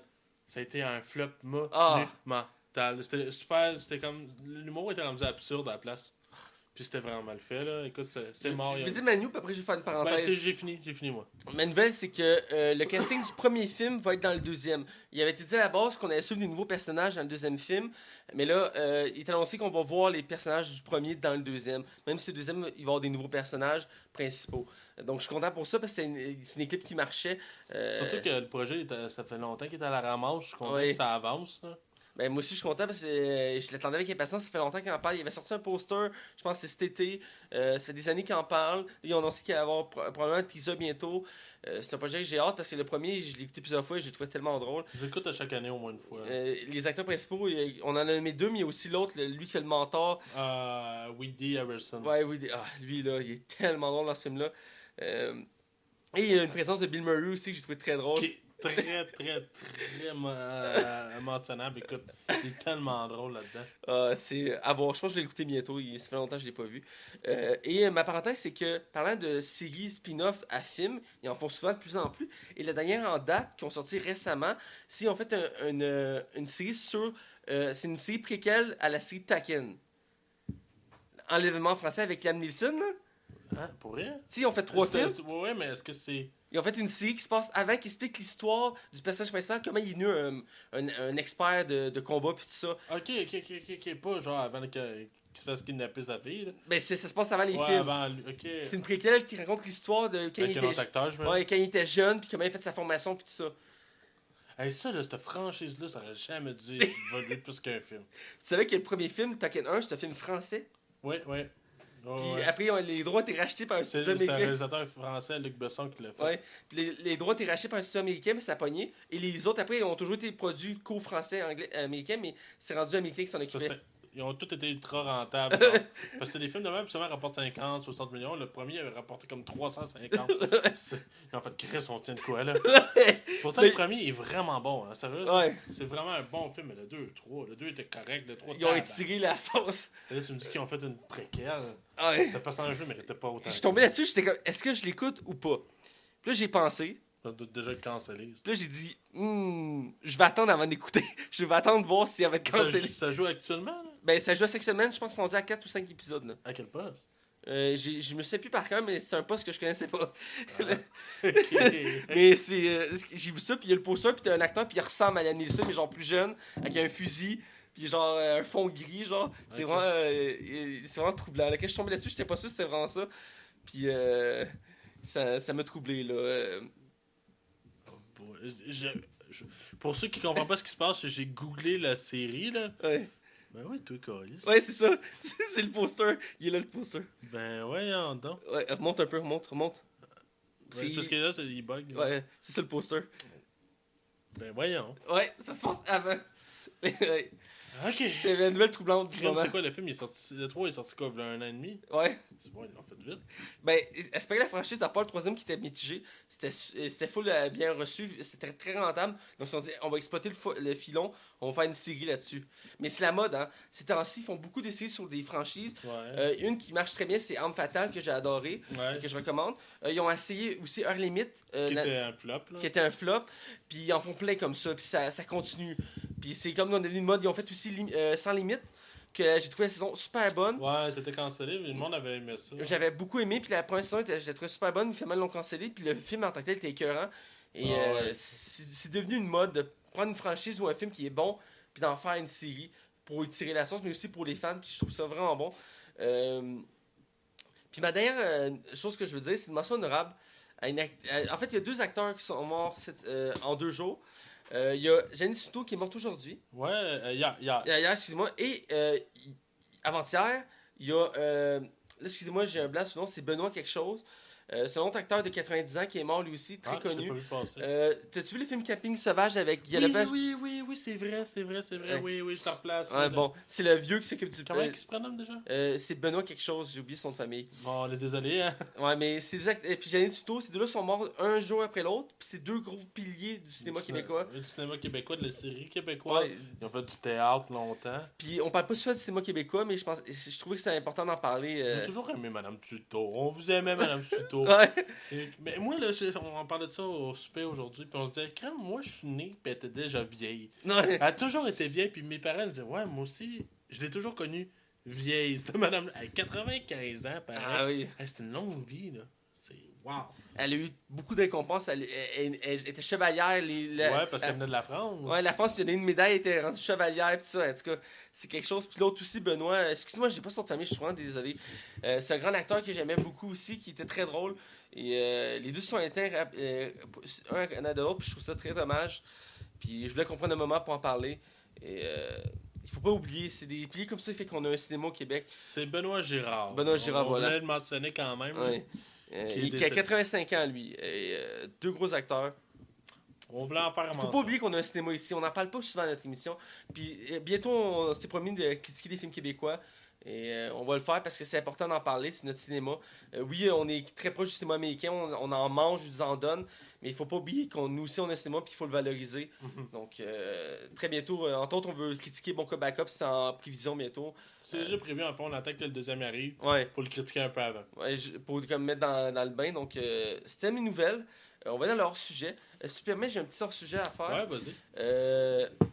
Ah oui, c'est ça. Mon sujet, c'est sur les comics. J'ai pas écouté de comics récemment, mais je suis Tu l'as tombé pas écouté, mais tu l'as lu peut-être? pas lu, mais je suis tombé sur une nouvelle aujourd'hui même, ce matin, Ouais, c'est quoi? que j'ai relu plusieurs fois parce que ça m'a troublé. Marvel est parti sur un nouveau arc, un arc, on appelle ça, c'est comme une série d'histoires sur Hulk. Ouais. Et, Je pense que tu t'en vas. ouais. Et ils ont mélangé l'univers de Wolverine et Hulk Ouais. pour faire un être hybride. Donc, ils ont sorti les premières images. On voit juste Hulk qui est dans une cuve. Puis on voit son squelette qui est rendu en adamantium et il y a des griffes. Et là, j'étais comme... Ça peut être bon, non? What the fuck is going on with Marvel? Puis en plus, c'est une passée, Marvel a annoncé qu'il ramenait plusieurs héros qui étaient morts, dont Thor, parce que maintenant dans les comics, c'était Thor Girl qui était là. Et ils ont dit qu'il allait ramener plusieurs personnages qu'ils avaient tués, parce que les fans ils les demandaient, donc il allait ramener Thor, entre autres. Et là, il pogne Hulk, parce que Hulk, c'est plus Bruce Banner, by the way, c'est Cho, un asiatique. Évidemment. Mais tu sais, c'est ça, pour renouveler la franchise. Là. Et là, ils ont décidé de le fusionner avec Wolverine. Je me demande qu'est-ce que ça va faire. Ah, ouais. Moi, je suis curieux. Je suis curieux parce que c'est deux personnages emblématiques. Mais est-ce que c'était nécessaire de donner le pouvoir de Wolverine à Hulk? Il n'y en avait pas de besoin. Ben, on change de concept, on remanie, on essaie des choses. C'est comme dire, hey, on prend le marteau de Thor, on va le donner à Iron Man. C'est ça pareil. Hein? Tu sais, il va être plus fort. Bon. Parce que c'était mon sujet que je trouvais vraiment troublant, qu'il fallait que j'en parle, parce que c'est rare des nouvelles de même sur le comic qui mélangent autant les... Autant que ça m'avait choqué qu'il avait fait un Superman asiatique ou une Captain America Girl ou ainsi de suite. À chaque fois qu'ils mélangent des genres comme ça, c'est bien troublant, mais là, mélanger des pouvoirs, c'est encore plus troublant. Donc, il fallait que j'en fasse mention. Je te laisse aller, tu as quelque chose de gros à dire aussi. Moi, j'ai lu une bande dessinée cette semaine. Je suis pas un grand lecteur de bande dessinée, puis on dirait que ça me fait chier parce que toute ma jeunesse, j'ai lu des bandes dessinées. Pour vrai, j'ai toujours aimé ça. Et une petite mention en arabe à Petit Spirou, parce que j'aimais beaucoup les bandes dessinées franco-belges. Ouais. Et je crois que c'est un film qui s'en vient produit en France sur le Petit Spirou. Oh! Je trouve ça étonnant comme projet, on va dire ça ainsi. Mais c'est pas ça que je vais parler cette semaine. J'ai lu enfin The Killing Joke. Ça faisait un mois que je l'avais chez nous. Oh! Puis que ça traînait, puis il prenait la poussière. Puis je l'ai lu ce dimanche, en étant bien malade. Puis j'ai fait, bon, ben, je la clenche d'un coup. Puis c'est tellement bon. Si que vous aimez les bandes dessinées de comics ou non, c'est vraiment une œuvre à part entière. Dans le fond, on rencontre les origines du Joker, qui sont quand même assez creepy et assez déprimants, qui sont loin d'être vraiment comment je pourrais dire, joyeuses. Ouais, ben, puis c'est une des BD les plus controversées aussi hein, de l'histoire des comics. C'est ça, parce qu'il y en a beaucoup qui n'aiment pas le fait aussi que le Joker ait une origine. Ouais. C'est pas quelque mais chose qui ça a été me dérange. remis en doute à plusieurs reprises. Dans la ligne directrice actuelle, il n'est pas pris en compte, Killing Joke. Non, c'est ça, il est vraiment comme un produit à part entière. Ouais, c'est ça. Mais écoute, c'est vraiment intéressant. Puis le Batman là-dedans, c'est drôle, hein, parce qu'à un moment donné, il regarde une photo de Bruce Wayne. Puis c'est comme son équipe avec son ancien costume avec les bobettes puis le signe jaune. Puis il y a comme un petit Batman qui vole. Je sais pas c'est quoi, là. Puis il prend... Mais tu sais, la bande dessinée est ultra sérieuse. Ouais. Puis tu sais, c'est vraiment du gros dessin, vraiment. C'est très dark. C'est très très dark. Puis écoute, il pleut tout le temps dans la bande dessinée. Mais c'est Gotham. Oui, non, c'est vrai, c'est Gotham. Mais écoute, je compterai pas de spoilers parce que je pense que ça mérite vraiment amplement d'être lu. La fin me laisse très perplexe par l'interprétation que je dois y avoir. Mais écoute, cette BD-là date des années 90, je crois. Ouais, puis Tim Burton le mentionne comme étant sa bande dessinée de Batman préférée. Et depuis ce temps-là, la fin est toujours sujet à débat. Les fans ne savent pas s'accorder de comment penser pour la fin. Et écoute, c'est toujours un débat. Et récemment, ils ont sorti le film d'animation. Ouais, qui est très aussi controversé. Très hein. controversé parce qu'ils ont changé quelques éléments, en bien ou en mal, selon certains. Et pour ceux qui ne veulent pas lire les comics, parce qu'ils n'aiment pas ça lire les comics, écoutez le film, ça vaut le détour, parce que l'essence même est restée, même si on a changé quelques éléments qui choquent. Mais en tant que tel, la fin, le début, les éléments importants sont présents. Ça permet de comprendre l'œuvre de Killing Joke, qui est une œuvre en soi écœurante. Que je mettrais en même catégorie que de Dark Knight Return, qui est une BD qui se passe dans un futur proche où Batman est à retraite Ouais. et qui décide de revenir pour redéfendre Gotham. Et c'est vraiment très sombre, très Puis dark. Batman Returns, c'est ce qui a inspiré beaucoup Batman v Superman. Ouais, Dans ses défauts, qualités, il y a ça, par exemple, qui est quand même mention honorable. ouais. Ben, sinon, pour le hors-sujet, moi, c'est tout. Ok. Ben, sans plus attendre, dans la sonde cinéma, et tu m'as concocté un sujet très intéressant. Les films maudits. Oh, j'ai hâte d'entendre ça.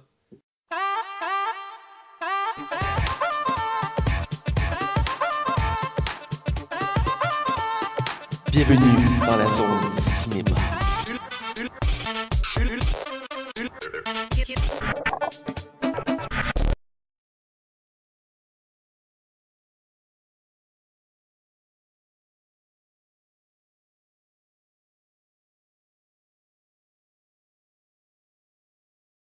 Alors, on est du côté de la zone cinéma et cette semaine, tu m'as concocté quelque chose d'intéressant. Tu vas me parler de quoi, Max?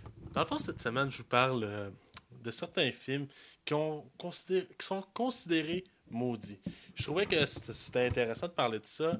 Dans le fond, Qu'est-ce que tu veux dire par maudit? Dans le fond, il y a souvent eu des films, des cas exceptionnels, des films qui se sont vraiment mal passés, des anecdotes qui sont comme trop gros pour être... Genre des blessés, des trucs du genre? Ouais, plus que ça, des fois c'est des morts, des fois c'est...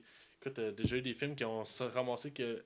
Ok, pour une anecdote qui ne sera pas dans mes mentions, c'était un film de cannibale à l'époque, je me rappelle plus le nom du film, puis c'était juste le monde se mange du monde, c'est des cannibales, mais ce film-là s'est ramassé en cours, le réalisateur, tout ça, parce que le monde croyait que c'était vraiment du vrai monde. Oh my god. J'ai oublié le nom, écoute, il y a quelqu'un qui doit être en train de m'écouter puis de dire « Non mais c'est ça là, c'est ce film-là! » Je m'excuse d'avant. Fait que dans le fond, c'est ça, je vais parler des films qui ont eu comme des cas hors normes. Alors, je vais commencer tout simplement avec Waterworld. Bon, ben déjà, comme ça se passait sur l'eau, ben il y a eu un paquet de tempêtes. Ah, ce fameux film. Ça a été l'enfer, des objets qui se sont détruits. Pour rappeler, c'est un des films les plus coûteux de tous les temps. Oui, 175 millions de dollars américains. C'est énorme. Puis dans le fond, ce qui arrivait, c'est que le film, la base est vraiment en haut de l'eau. Tu sais. Puis il y a vraiment des passes que le film va aller sur l'eau avec des bateaux. Puis Kevin Costner a le mal de mer. Oh my god. C'est drôle, hein, que... Waterworld, le film. En tout cas, ça a été l'enfer, ce film-là. Il Ça... qui en engagé, merde. Ben, c'est ça, mais c'était un des. Je pense qu'il est coproducteur, ce film-là. Fait qu'il travaillait dessus, mais écoute, ça a été l'enfer. Oh my god. Ils ont eu tellement de problèmes. Fait en tout cas, il est comme. En plus, Je sais qu'il y a beaucoup de matériel comme des caméras qui sont ouais, dans c'est l'eau. ça. Puis Kevin Costner, il a perdu sa femme pendant ça aussi. Qu'il l'a quitté. Fait que là, l'acteur voulait comme plus le faire. Puis que ça a été un bordel monumental. Oh my god. Le prochain film, c'est une trilogie. En fait, ça s'appelle Poltergeist. Probablement qu'un cas que si les cinéphiles connaissent bien vont connaître cette histoire-là. Ça a été une vraie malédiction. Genre qui nous fout les chocottes. Écoute, c'est connu. Écoute, il y a eu tellement de morts, ce film-là. On va pas dans le film, là. Non. Ben, entre autres. Là. Il y a eu beaucoup d'enfants. Il y a eu beaucoup de monde qui sont décédés, dont dans le premier film, la jeune fille est morte pas longtemps après la fin du tournage. Il y a une actrice qui s'est fait tuer après la sortie du film. Il y en a un qui est mort du cancer à la fin du tournage. On dit aussi qu'il y a eu des cadavres qui étaient étudiés dans des scènes de la caverne. Étaient vraiment des vrais acteurs et que ça a pas mal traumatisé pas mal toute l'équipe du Je sais qu'il y a un gamin qui s'est étouffé pour vrai dans une scène, puis on clôt au début que c'était pour vrai, que c'était faux, mais que finalement c'était vrai, puis il a frôlé de mourir. Ouais, écoute, ça a été l'enfer. Sinon, dans le troisième, Will Sampson devait jouer un sorcier indien, puis il a passé de l'arme. Puis dans le fond, ça a pas. Il a rendu l'arme avant la fin du tournage. Là. ça a été, écoute, d'un arrêt cardio-pulmonaire. Est-ce que je lis mes notes en même temps pour bien le faire, là? Mais écoute, ça a été un enfer total, ce film-là. Il y a une actrice aussi qui est morte juste avant la fin du tournage, Carole Anne, dans le 3e, à l'âge de 13 ans. Oui, c'est vrai, une autre jeune actrice qui est décédée. Écoute, cette franchise-là a une malédiction. C'est pour ça qu'il y a comme un mythe à vouloir faire nécessairement un remake de cette film. Il y en a eu un qui était catastrophique, là, peut-être. Mais sinon, je vais passer au prochain film qui est L'Exorciste. Écoute, il y a eu pas loin de 9 morts qui ont entouré le film. C'était l'enfer. Et puis surtout que ça a comme augmenté les croyances un peu, vu que la religion était vraiment mise devant ce film-là. Puis, ils ont joué dans des conditions qui étaient épouvantables. Genre que, mettons, tu sais, la pièce avec la jeune fille, justement, mais il fait froid dans cette pièce-là. Puis, c'était des froids. Écoute, ils ont peu de linge, puis il fallait qu'ils fit avec ça. C'est pour ça que des fois, on voit qu'il y a de la boucane qui sort de la bouche des acteurs. Puis, c'est voulu pour donner une atmosphère qui fait froid dans la pièce. Mais il faisait vraiment frais dans la pièce. Ça a fait que les acteurs sont tombés malades. Ça a été des tournages excessivement durs. Puis écoute, ça a été un enfer, ce film-là. Il y en a un des acteurs, il a recommencé à boire, puis il a recommencé à fumer, puis ça l'a décollé. Écoute, c'est épouvantable. Puis pour finir, le plateau a déjà pris feu. Il y a des films de même, hein? Souvent, c'est vrai que des films d'horreur, je trouve particulier, pareil. Ouais, c'est vrai hein, qu'on peut le voir de même. Ouais. Puis un dernier cas, dans le... Il y en a beaucoup, mais tout... Ouais, c'est ça. J'en ai pris 4 qui me semblaient quand même relativement dignes de mention, parce qu'elle va être courte quand même, ma chronique cette semaine, mais je trouve que c'est intéressant.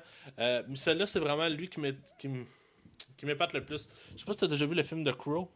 Il faudrait que tu m'appelles c'est quoi, je suis pas certain. C'était un peu un film de super-héros pour l'époque, puis dans le fond, il a fait longtemps qu'il parlait d'avoir un remake, puis Bradley Cooper était longtemps attaché au projet.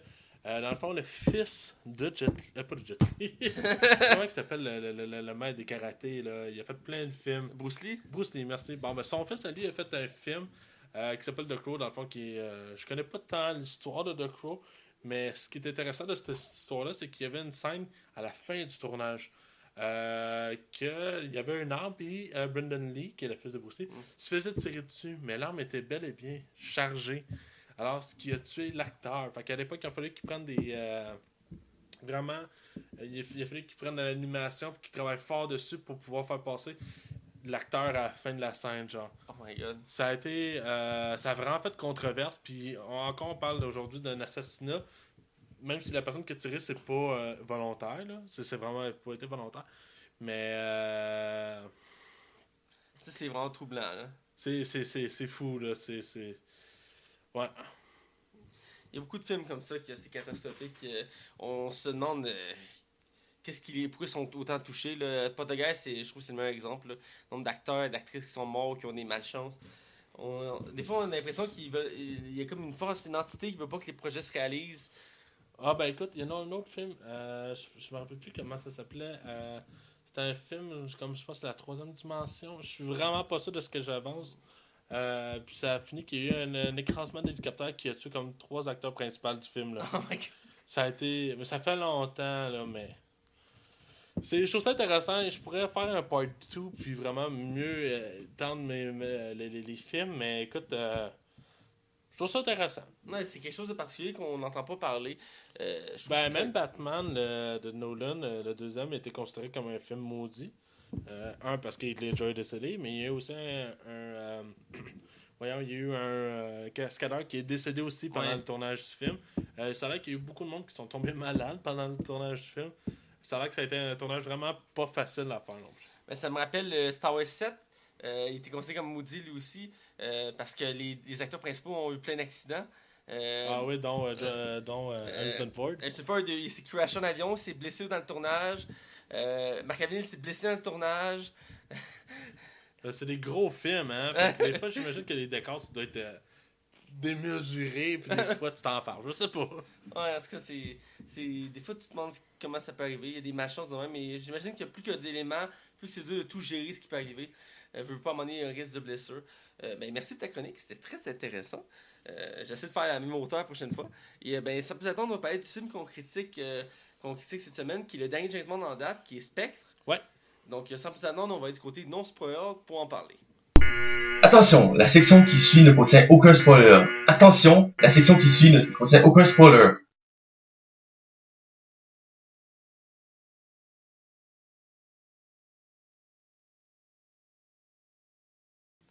Alors, cette semaine, on critique le dernier film de James Bond, Spectre.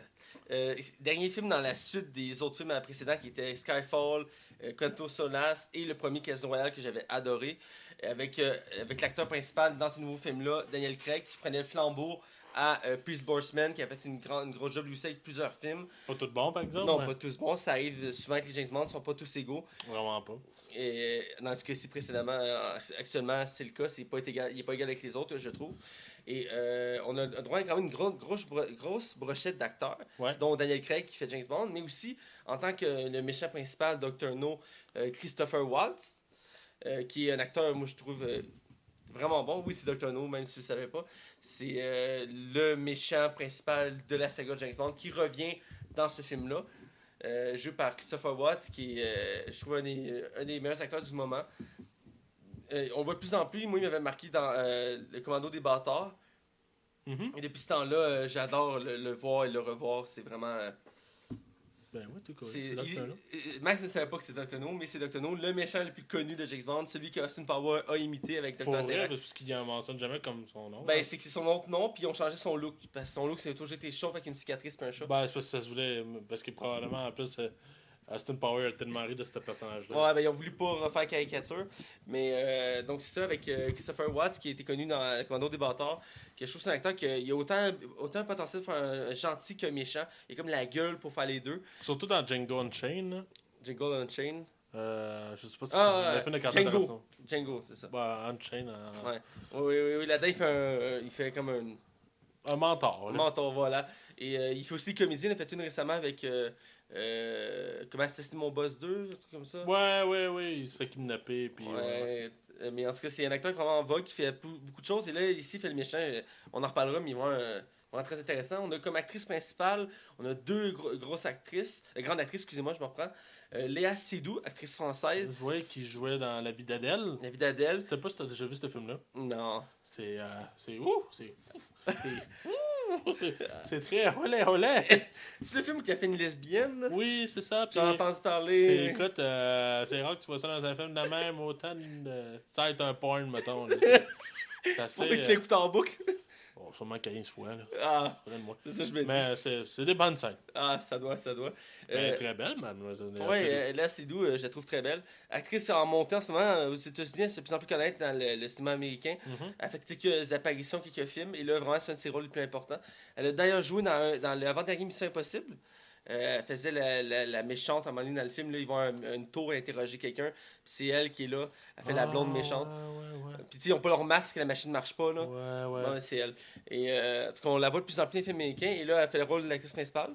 Et on a le droit aussi à David Bautista, ancien lutteur devenu acteur. Qui a joué dans Gardien de la Galaxie. Ouais, qui fait Drax. Et là, il fait ici l'homme de main. L'homme de main, là, brut et violent.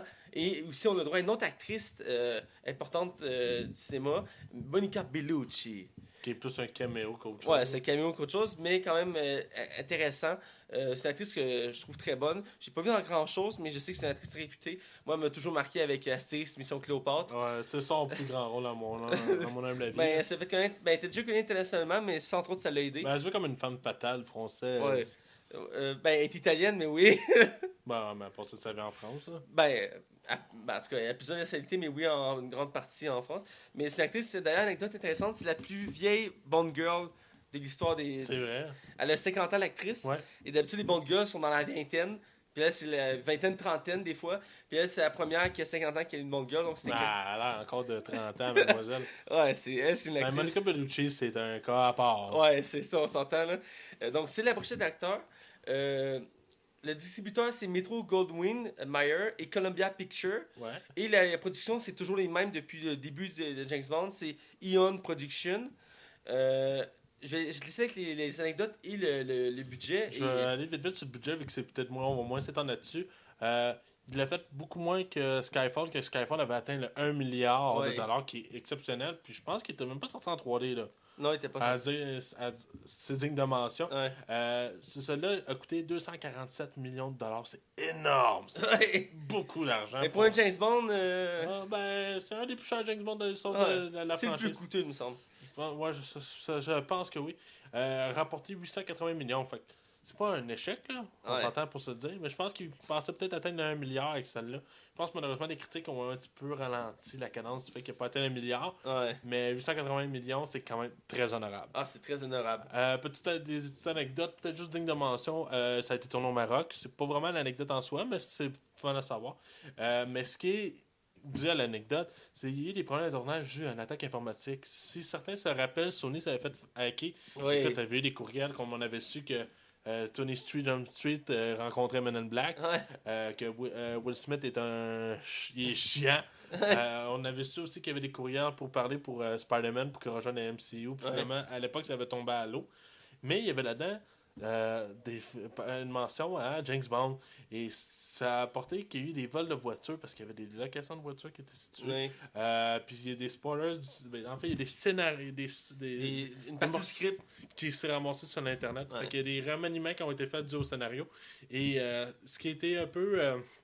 Dis-toi qu'il a coûté 247 millions le film. Ouais. À la base, s'ils voulaient le mettre à 200 millions, il en fallait qu'ils se battent pour avoir un budget de 247 millions. Aïe, aïe. Ça a été quand même un peu. Ça se sent un peu aussi que dans le film que ça n'a pas été rose-rose. Puis tu sens que Daniel Craig s'est embarqué là-dedans.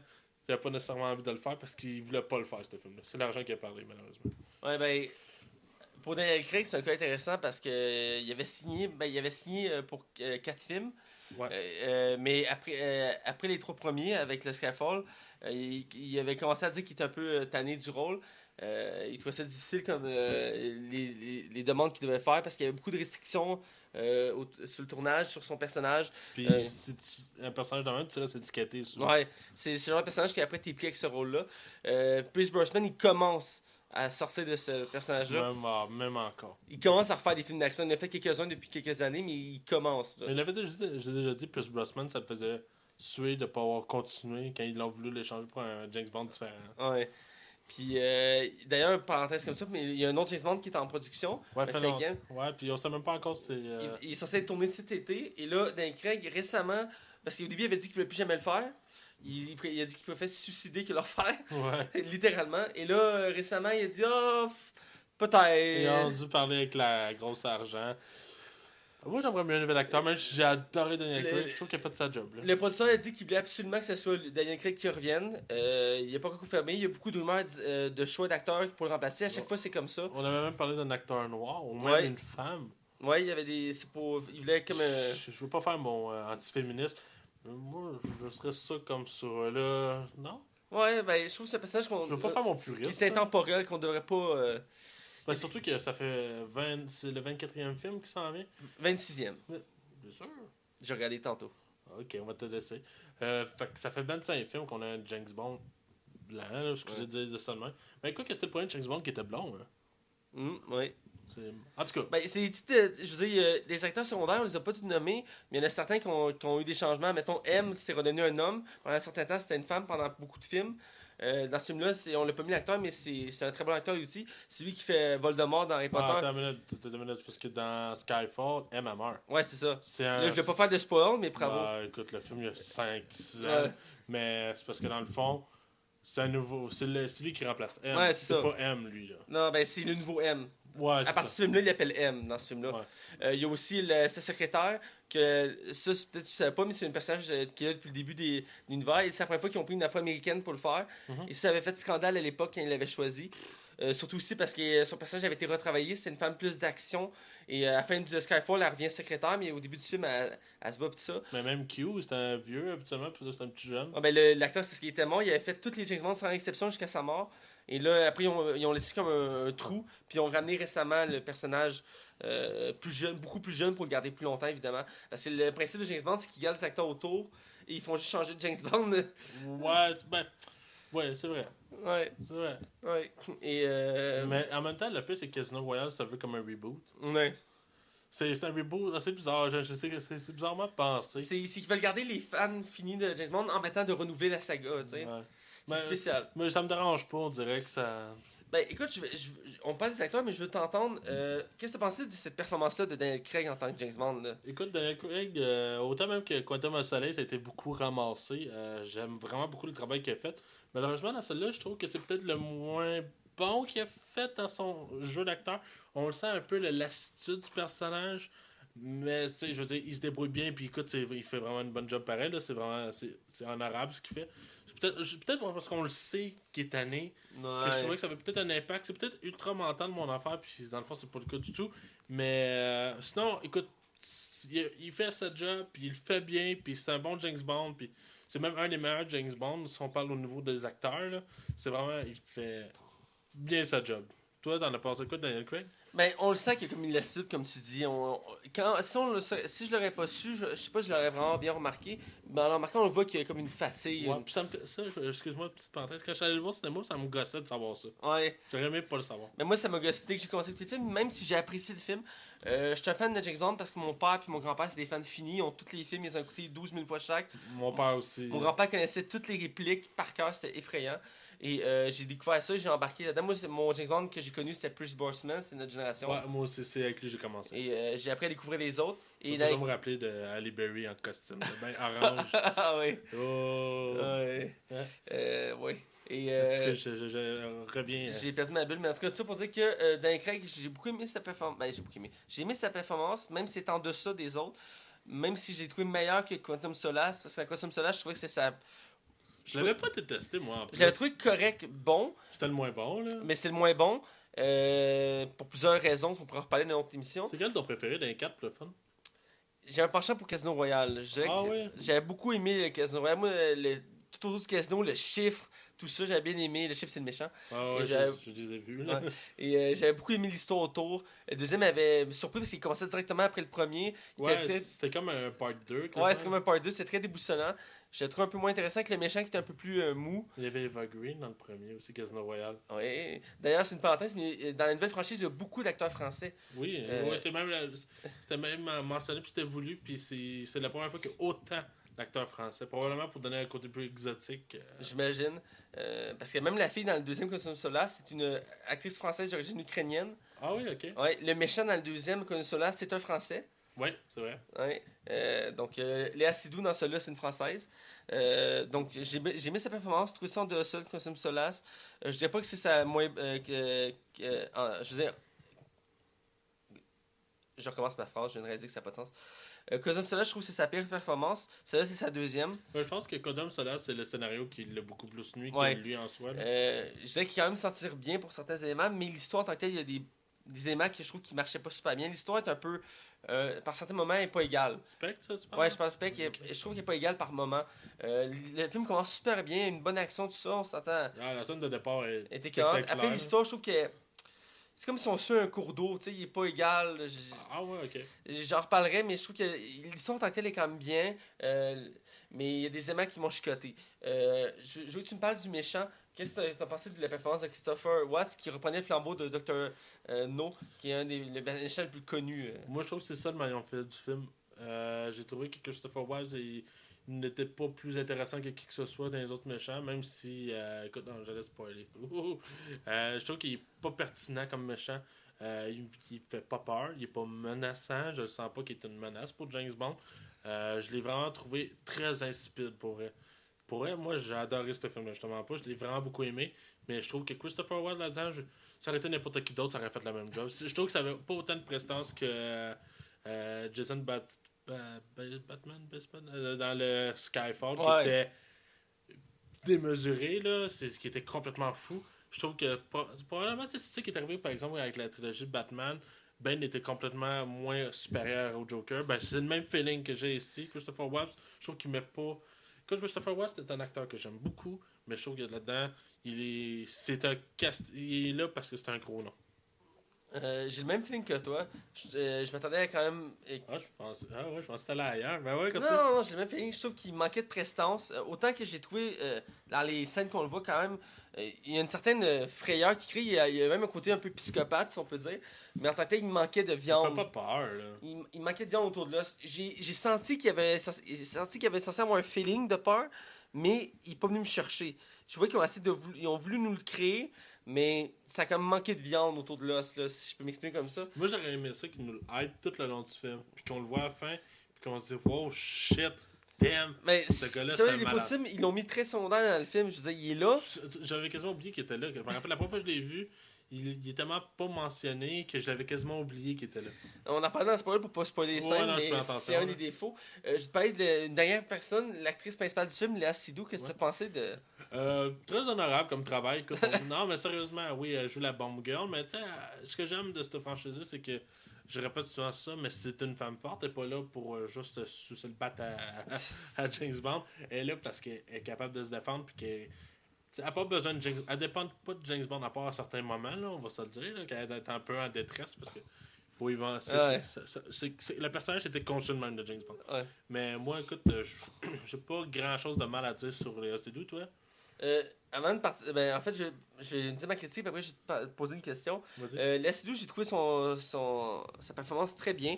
J'ai remarqué que les acteurs français et actrices français, quand ils tentent des expériences aux États-Unis, c'est pas toujours une bonne.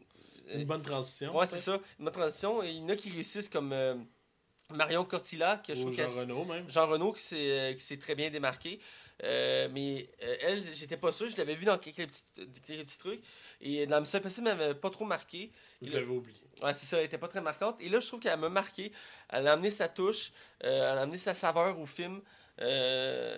Ben, beaucoup moins. Tu sais, moins faible que Eva Green Ouais, c'est- à la Casino Royale. C'était peut-être le seul défaut de Casino Royale. Ben, faible. Elle avait quand même une certaine.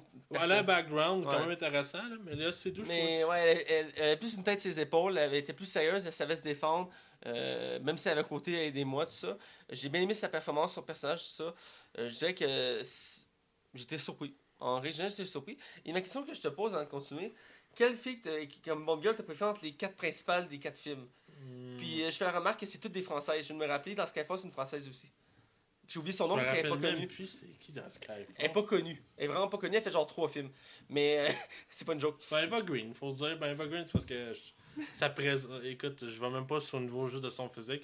Elle a une présence quand même assez. Elle dégage une présence, Ouais. c'est plus ça, je dirais. Eva Green, moi. Et- Dans le premier Casino Royale, pour ceux qui se Ouais. demandent laquelle. Mais je suis d'accord avec toi, Eva Green aussi, puis elle a une prestance. Elle a le dernier film de Tim Burton, elle joue dedans, elle fait l'actrice principale, et on le voit, entre autres, dans cette performance-là. Elle dégage de quoi d'unique en soi. On veut la revoir, un peu comme Johnny Depp. À chaque fois qu'on le voit, il dégage de quoi d'unique à sa face. Elle, ça me surprendrait pas aussi qu'elle devienne aussi un futur chouchou à Tim Burton. Je serais pas surpris. Quand Tim Burton accroche à un acteur, il veut plus le lâcher. Ouais. Puis moi, vu que tu me le demandes, Ouais. ça a été quel mon film préféré des 4? Moi, c'était Skyfall. Ah. Skyfall, je le considère dans les meilleurs James Bond de toute la saga. C'est pas le meilleur, mais c'est un des meilleurs. Puis Skyfall, là, oh mon dieu, je me rappelle la première fois que je l'ai vu, je suis sorti du cinéma, j'étais sur le cul.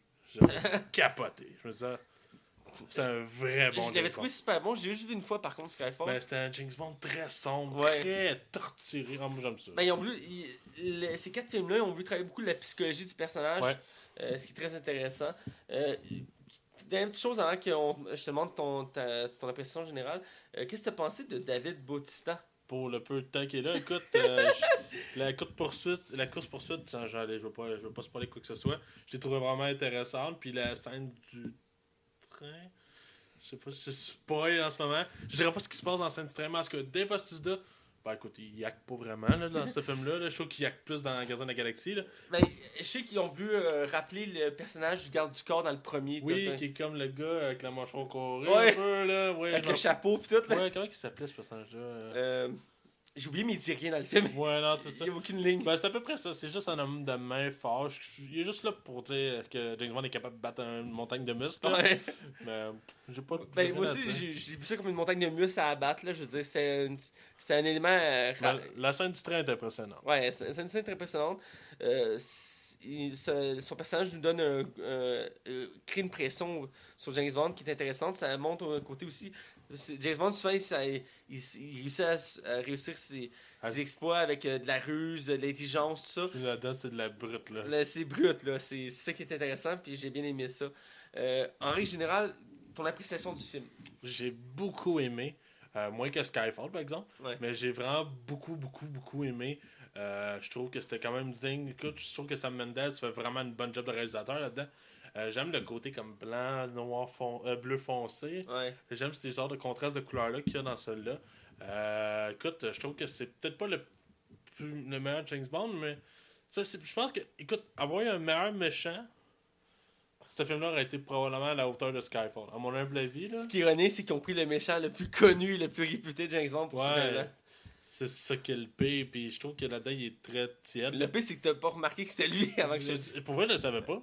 Écoute, ça fait 1 an que j'ai vu le film. Puis si tu me l'aurais pas dit, je l'aurais jamais su.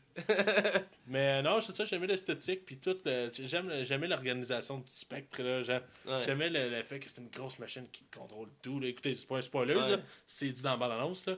Mais non, j'ai bien aimé ça. Toi? J'ai aimé, comme j'ai dit, Chef James Bond. Comme toi, il y a quelqu'un du méchant, mais en termes général, j'ai beaucoup aimé les actions. Ce que j'aime des James Bond, c'est qu'ils voyagent beaucoup. J'aime ça voir du pays. Puis c'est la force des films de James Bond, c'est qu'on voyage, on voit des paysages, on voit des scènes d'action. Là, c'est des pays plus froids, là aussi. Ouais, aussi. Même si on commence avec un pays chaud, avec le Mexique, ouais, c'est une très belle scène. Là.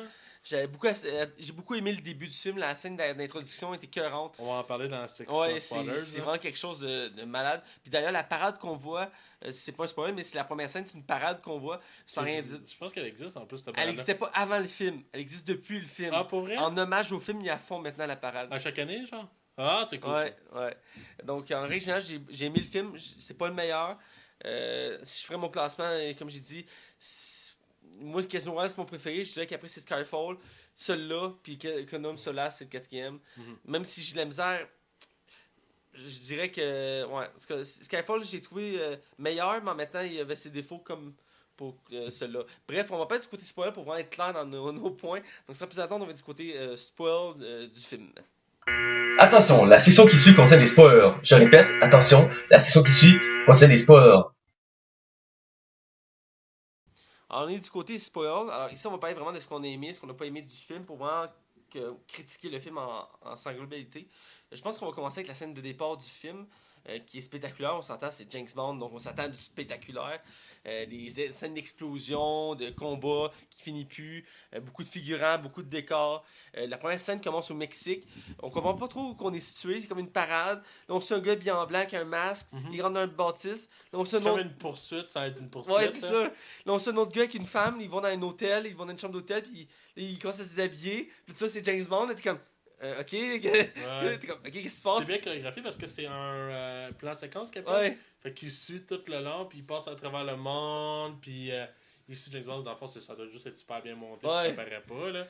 Puis il fait puis il fait comme 2 secondes, il sort dehors, il pogne son arme, full synchro, tu sais, la James Bond, tout calculé. Puis il marche, il va sur le toit. Puis c'est là que l'action part parce que là, il regarde un gars. Ouais.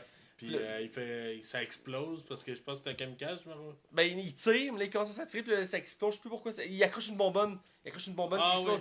Puis là, tout explose, puis c'est là que la poursuite commence à travers la parade. Puis ça vient de scène d'action après scène d'action. Bon, ok, on va sauter tout de suite à l'hélicoptère. Ouais, vas-y. L'hélicoptère qui fait des flips à l'envers. c'est vraiment spectaculaire. Avec les feux d'artifice en arrière, peut-être, je me dis, tu peux pas être un hélicoptère. Je sais pas, en plus c'est la foule en dessous. Ouais, ben quoi que ça se peut. Il y en a qui veulent vraiment être bons en hélicoptère, là. Mais c'est quelque chose, là. Sérieusement, c'est une scène qui est fin James Bond qui part avec l'hélicoptère, là. Ouais, moi, petite anecdote pour ce film-là, je suis allé le voir à un cinéma à Trois-Rivières.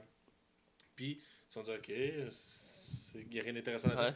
Man, j'ai été dans le pire cinéma de ma vie. Ah ouais?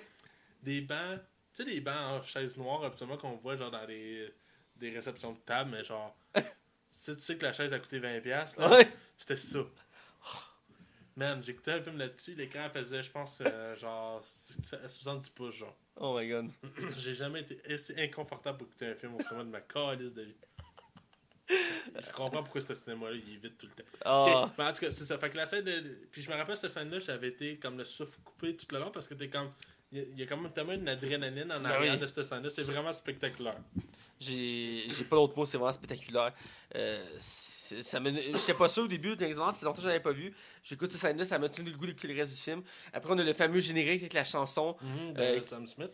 Oui, et le générique qui est magnifique en soi aussi. Mais chaque générique de James Bond, surtout cette franchise, les derniers, sont vraiment bien faits. Ça met en force ce qu'on va voir dans le film. On voit plein d'éléments, on voit plein d'acteurs et d'actrices des autres James Bond dans le générique. C'est tellement mieux que Voyons, la tune de Madonna qu'elle a faite pour James Bond. Oui. Ils ont pas tous été bons. Pas tous été bonnes, les La tunes. tune Skyfall d'Adele est quand même, faut le dire, là, vraiment bonne. Là. Ben oui. Skyfall! Oh. Il y en avait il y en a un des films, je pense que c'est Golden Knight, de Percy Person m'avait marqué. Je sais plus c'est quoi la chanson, mais elle m'avait marqué. Je sais que quand je l'entends, je la reconnais tout de suite, je repense au film. Il y avait une avec Jack White et Alicia Keys. Ok. Qui était, je pense que c'était pour Quantum ou Solace. Il y en a qui l'avaient pas aimé du tout, moi je la trouvais bonne. Là. Mais. Bref, le générique était écœurant. Ça me met le goût de voir le film parce qu'on voit plein d'éléments qui. Ben, tu sais que tu vas avoir le droit à un vrai James Bond. Ouais. Après, ben là, c'est son retour à Londres. Ouais.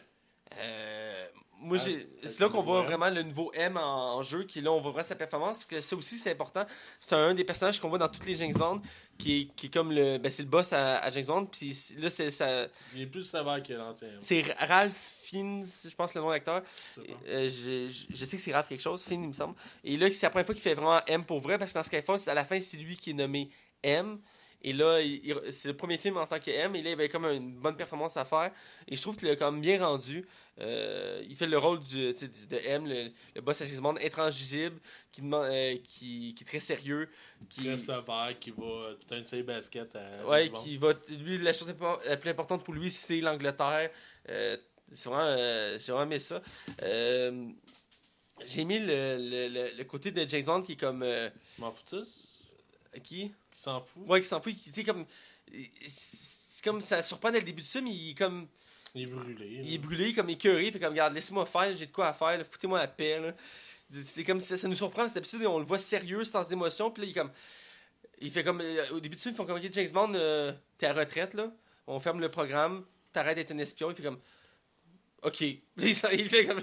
Ouais, tu sais qu'il va continuer pareil, c'est ça qui va arriver. Parce que c'est un des rares seuls agents qui a le droit de tuer, je pense. C'est Ben, 007, c'est 00, je pense, pour. 0, le premier 0, c'est pour le permis de tuer, l'autre 0, c'est parce qu'il a déjà tué, puis 7, parce que c'est le 7ème qui a le permis. Ouais, ok, ouais, c'est ça. Il y avait une histoire, il y avait une Ouais. anecdote. Mais je te dirais que le problème de ce film-là, par exemple, que j'aime beaucoup, là, c'est qu'il rentre malheureusement très dans le mot James Bond. Tu sais, le Skyfall, lui, il avait tendance, mettons, il allait chercher le passé à James Bond quand il allait chez eux. Ce qui était original. Ouais, c'est ça. Là, ça avait plus l'impression qu'on suivait une ligne directrice qui avait déjà été établie dans les précédents James Bond. On voulait boucler la boucle, Ouais, là. c'est ça, il va voyager, il va avoir des scènes d'action majeures à gauche puis à droite, puis dans le fond, on va arriver à une boucle qui va donner la confrontation avec le méchant. Moi, ce que j'ai trouvé quand même. Qui Ben, tombait à... juste avant que tu continues la boucle, là, ce qui est intéressant, ce qui était gossant, ben, un des éléments gossants des autres films, avant les 3 derniers, c'est qu'il nous laissait des éléments incomplets. Ouais, c'est là je m'en allais justement. Ok, vas-y. Ben écoute, tu vas pouvoir complémenter avec moi dans le fond. C'est qu'on apprend dans le fond que le Dr. No, je savais même pas si c'était le Dr. No, est depuis le début en arrière de tous les 3 derniers James Bond. Ouais. Puis dans le fond, c'est lui qui contrôle les ficelles depuis le début. Tous les méchants, le shift, tout ça, ils ont tous été envoyés dans le but de contrer James Bond. Puis tu sais, dans le fond, tu le vois que James Bond va faire face à des photos qui montrent justement des méchants des précédents films. Ouais. Malheureusement, je trouve que c'est un peu facile. C'est pas. Je trouve que ça aurait pu être plus. Il aurait pu y avoir un punch plus grand que ça encore. Je trouve que c'est comme trop facile de dire ah ben c'est moi depuis le début, moi. Je sais pas si tu l'as vu comme ça, là. Ben, je sais pas si tu as raison, mais c'est aussi le frère adoptif de James Bond, là. Je sais pas si tu as fait le oui, lien. oui, ben il le dit. Ah, il dit. Il le dit littéralement. C'est comme pas C'est quand mentionné. il est assis sur la chaise, c'est vrai, j'ai complètement oublié, c'est vrai. Ouais. La scène de la chaise qui est vraiment très cool, ça, du 100%. Là. Tu parles de. Quand il arrive pour se faire tuer, puis évidemment, il prend tout son temps, puis il explique le plan. Là. Ouais, mais c'est le classique à James Bond. Non, au contraire, il dit que justement, je te dirai pas le plan. Hein. Je pense Ouais, que ça, c'est il dit qu'il. Excuse-moi. Mais je veux juste qu'on vienne à la première scène qu'on le voit. Ouais, vas-y. Je sais plus dans quel pays qui est, c'est en Italie. C'est ça, c'est en Italie. Et là, il va à une réunion top secrète, un peu, ça me fait penser au tailleur de pierre dans les Simpsons. Je sais pas pourquoi j'avais cette image-là. Et là, ce qui est nul, c'est une réunion secrète d'élite, top secrète, qui font des choix pour gouverner le monde. Mhm. Là, ils commencent à débattre tout ça. Et là, deuxièmement, qu'on voit dans cette scène-là, premièrement, on voit David Bautista qui arrive comme homme de main, puis qui pète la gueule à un gars, genre 2 secondes. Et là, pendant qu'ils débattent, à un moment donné, t'as comme juste la porte du fond qui rouvre, t'as plein de gardes du corps qui rentrent, c'est full en nombre, tu vois Christopher Watt qui rentre, il s'assit, tout le monde est silencieux. Là, il y a un garde qui s'approche, il se penche, il dit de quoi, il pogne le micro, il rapproche de lui. Christopher Walker, il s'approche du micro, il fait « Vous pouvez continuer. » C'est cool. Là, tu vois le conseil, ils sont pas sûrs, ils se regardent comme OK. Puis là, il continue à parler. Puis là, la scène continue un peu de même. Puis là, à un moment donné, il se rapproche du micro, il fait bonjour, monsieur Bond. Puis t'es comme quoi? c'est le premier bout que ça te surprend. Puis t'es comme Bond qui est comme surpris. Il fait je sais que vous êtes là. Ouais, ben ça, tu parles quand il est à la table à manger, dans le fond, puis James, il simule, il se cache en arrière un peu. Et il est en foule, là. Ouais, c'est ça. Ouais. Ouais, c'est comme l'agence Peck qui se rencontre toutes. Ouais. Depuis le début, il sait qu'il est là. Dans le fond.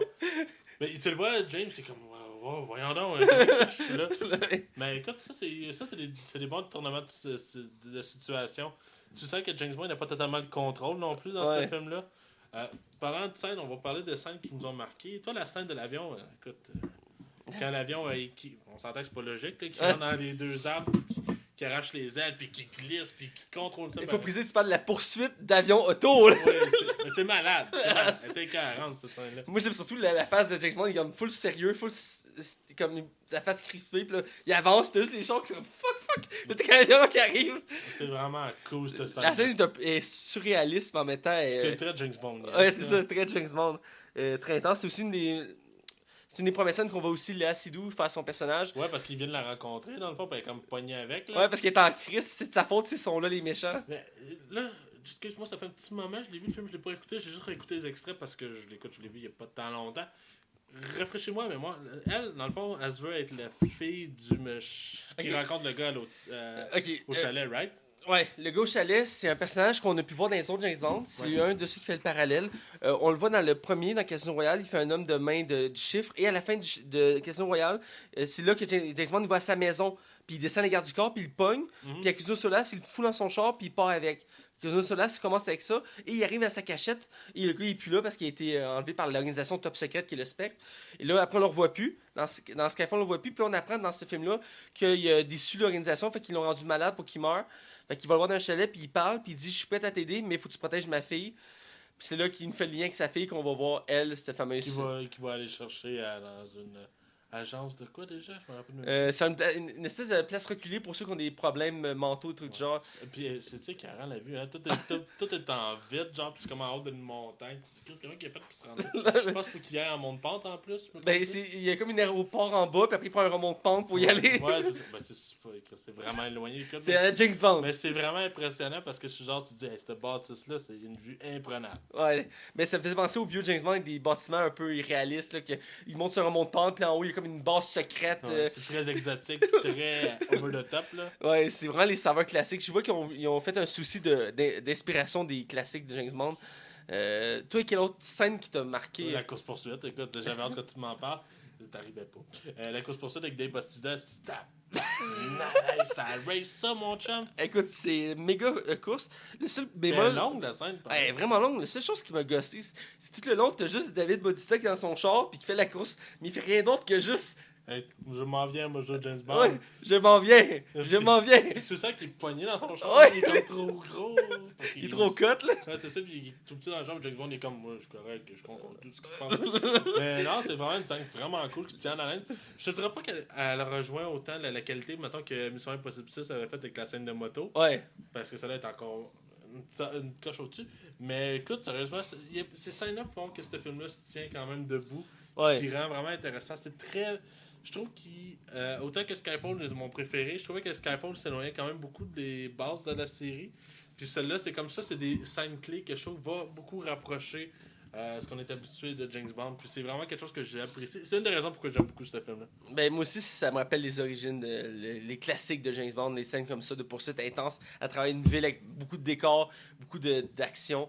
J'ai vraiment aimé. Il y a une autre scène, on parle peu du méchant, mais je vais emmener encore au méchant. Ouais, vas-y. Parce que t'as l'air de pas vouloir en parler. Non, mais vas-y. La deuxième scène qu'on le voit, c'est quand James Bond découvre sa base secrète qui est dans un cratère d'une météorite en plein milieu du désert Afrique du Sud. C'est impressionnant, pareil, hein? Écoute. Je sais pas si c'est un décor, là, mais... Ben c'est débile, c'est un court cratère qui a une base, on dirait lunaire, genre. C'est bizarre comment il fait le lien, me semble, James Bond là-dedans. C'est... dans le fond, il y a petite information. Ah oui, c'est qu'il rencontre la fille. La fille l'emmène à un hôtel, genre en Amérique du Sud, qui s'appelle l'Américain.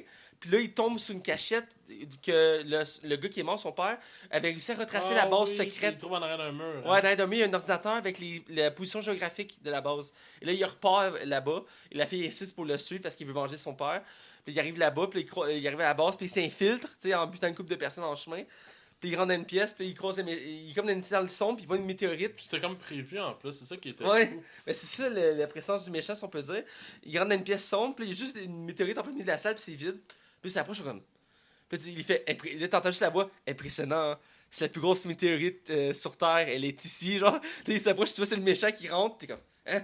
Puis là, t'as James Bond qui est comme sur sa défensive, puis là, tu caches que la fois, le méchant avait tout prévu. Ouais, je suis méchant, moi. Ben, le classique, c'est ça, c'est. 1 milliard de dollars.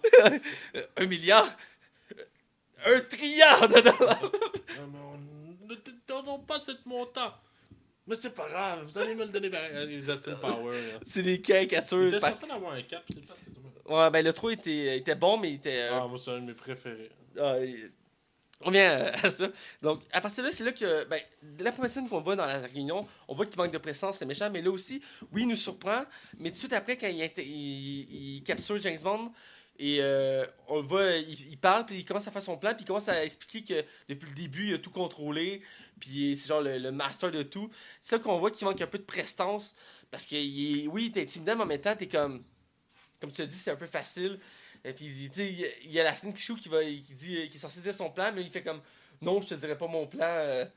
Ben, je vais sauter tout de suite dans la scène justement avec le méchant sur le pont.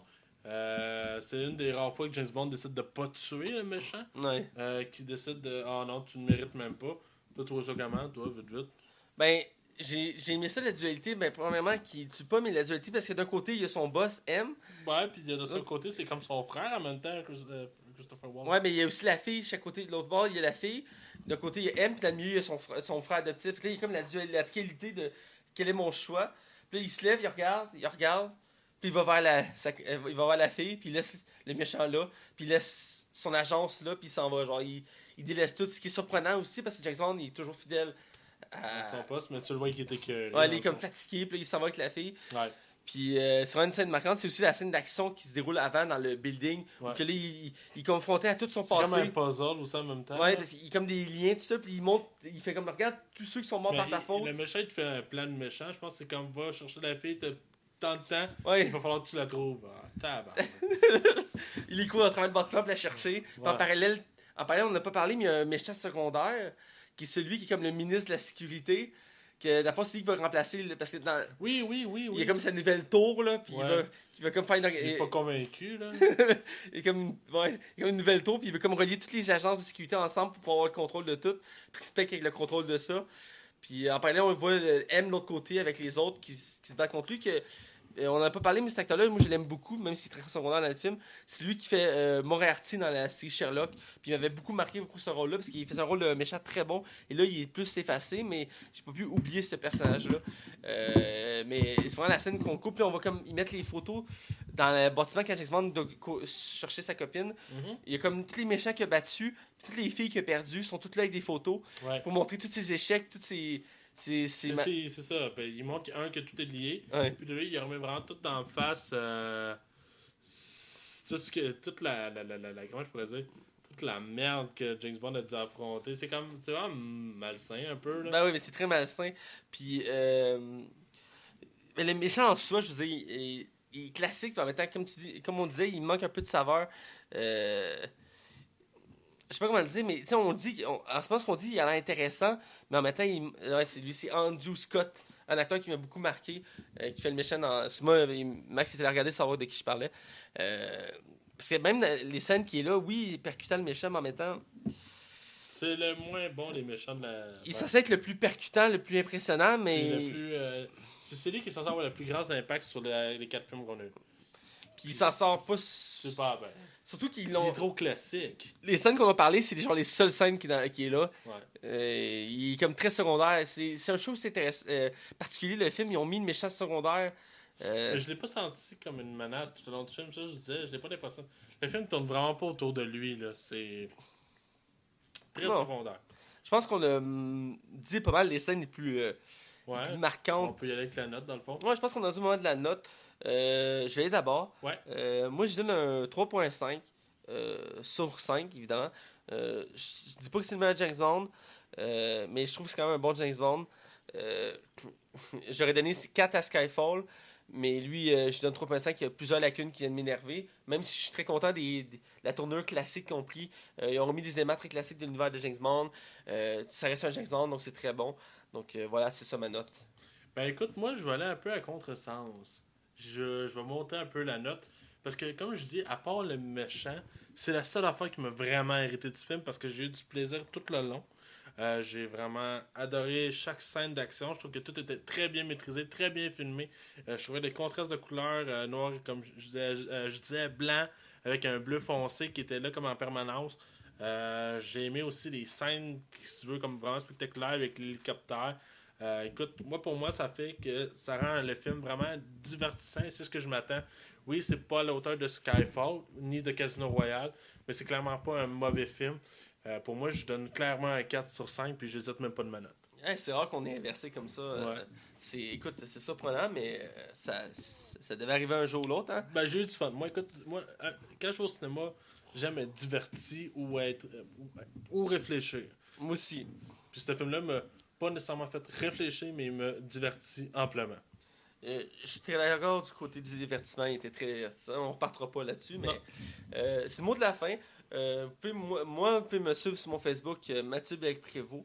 Vous pouvez suivre la Ligue des Cinévores sur Facebook, sur Twitter, sur iTunes, sur YouTube, sur Digipod, sur RZO, sur Balado Québec, merci. Et je pense que j'en ai oublié aucun. Là. Je pense que non. Voilà, s'il y en a d'autres, on va être dessus tôt ou tard, mais on est partout. Fait que c'est ça. Puis moi, vous pouvez me suivre sur @MaxTarion sur Twitter, puis MaxTarion sur Facebook. Et voilà. Et écoutez, restez à l'afflût. Continuez de nous écouter. On est très contents. On a beaucoup plus en plus de visionnements. On aime ça. Ça prouve que notre émission est intéressante et que les gens l'écoutent. Donc, continuez d'écouter. Puis on va essayer d'améliorer notre travail, d'en faire toujours des meilleures émissions. Puis on peut le dire d'avance, la semaine prochaine, on parle déjà d'Iron Fist. Ouais, une autre série, on n'en parle pas souvent de série, mais là, on a une série en commun qu'on va parler. Iron Fist, la dernière série en matière de super-héros de Netflix. Donc, à la semaine prochaine. Si vous voulez avoir un avant-goût, lisez ma critique que j'ai faite sur notre page Facebook.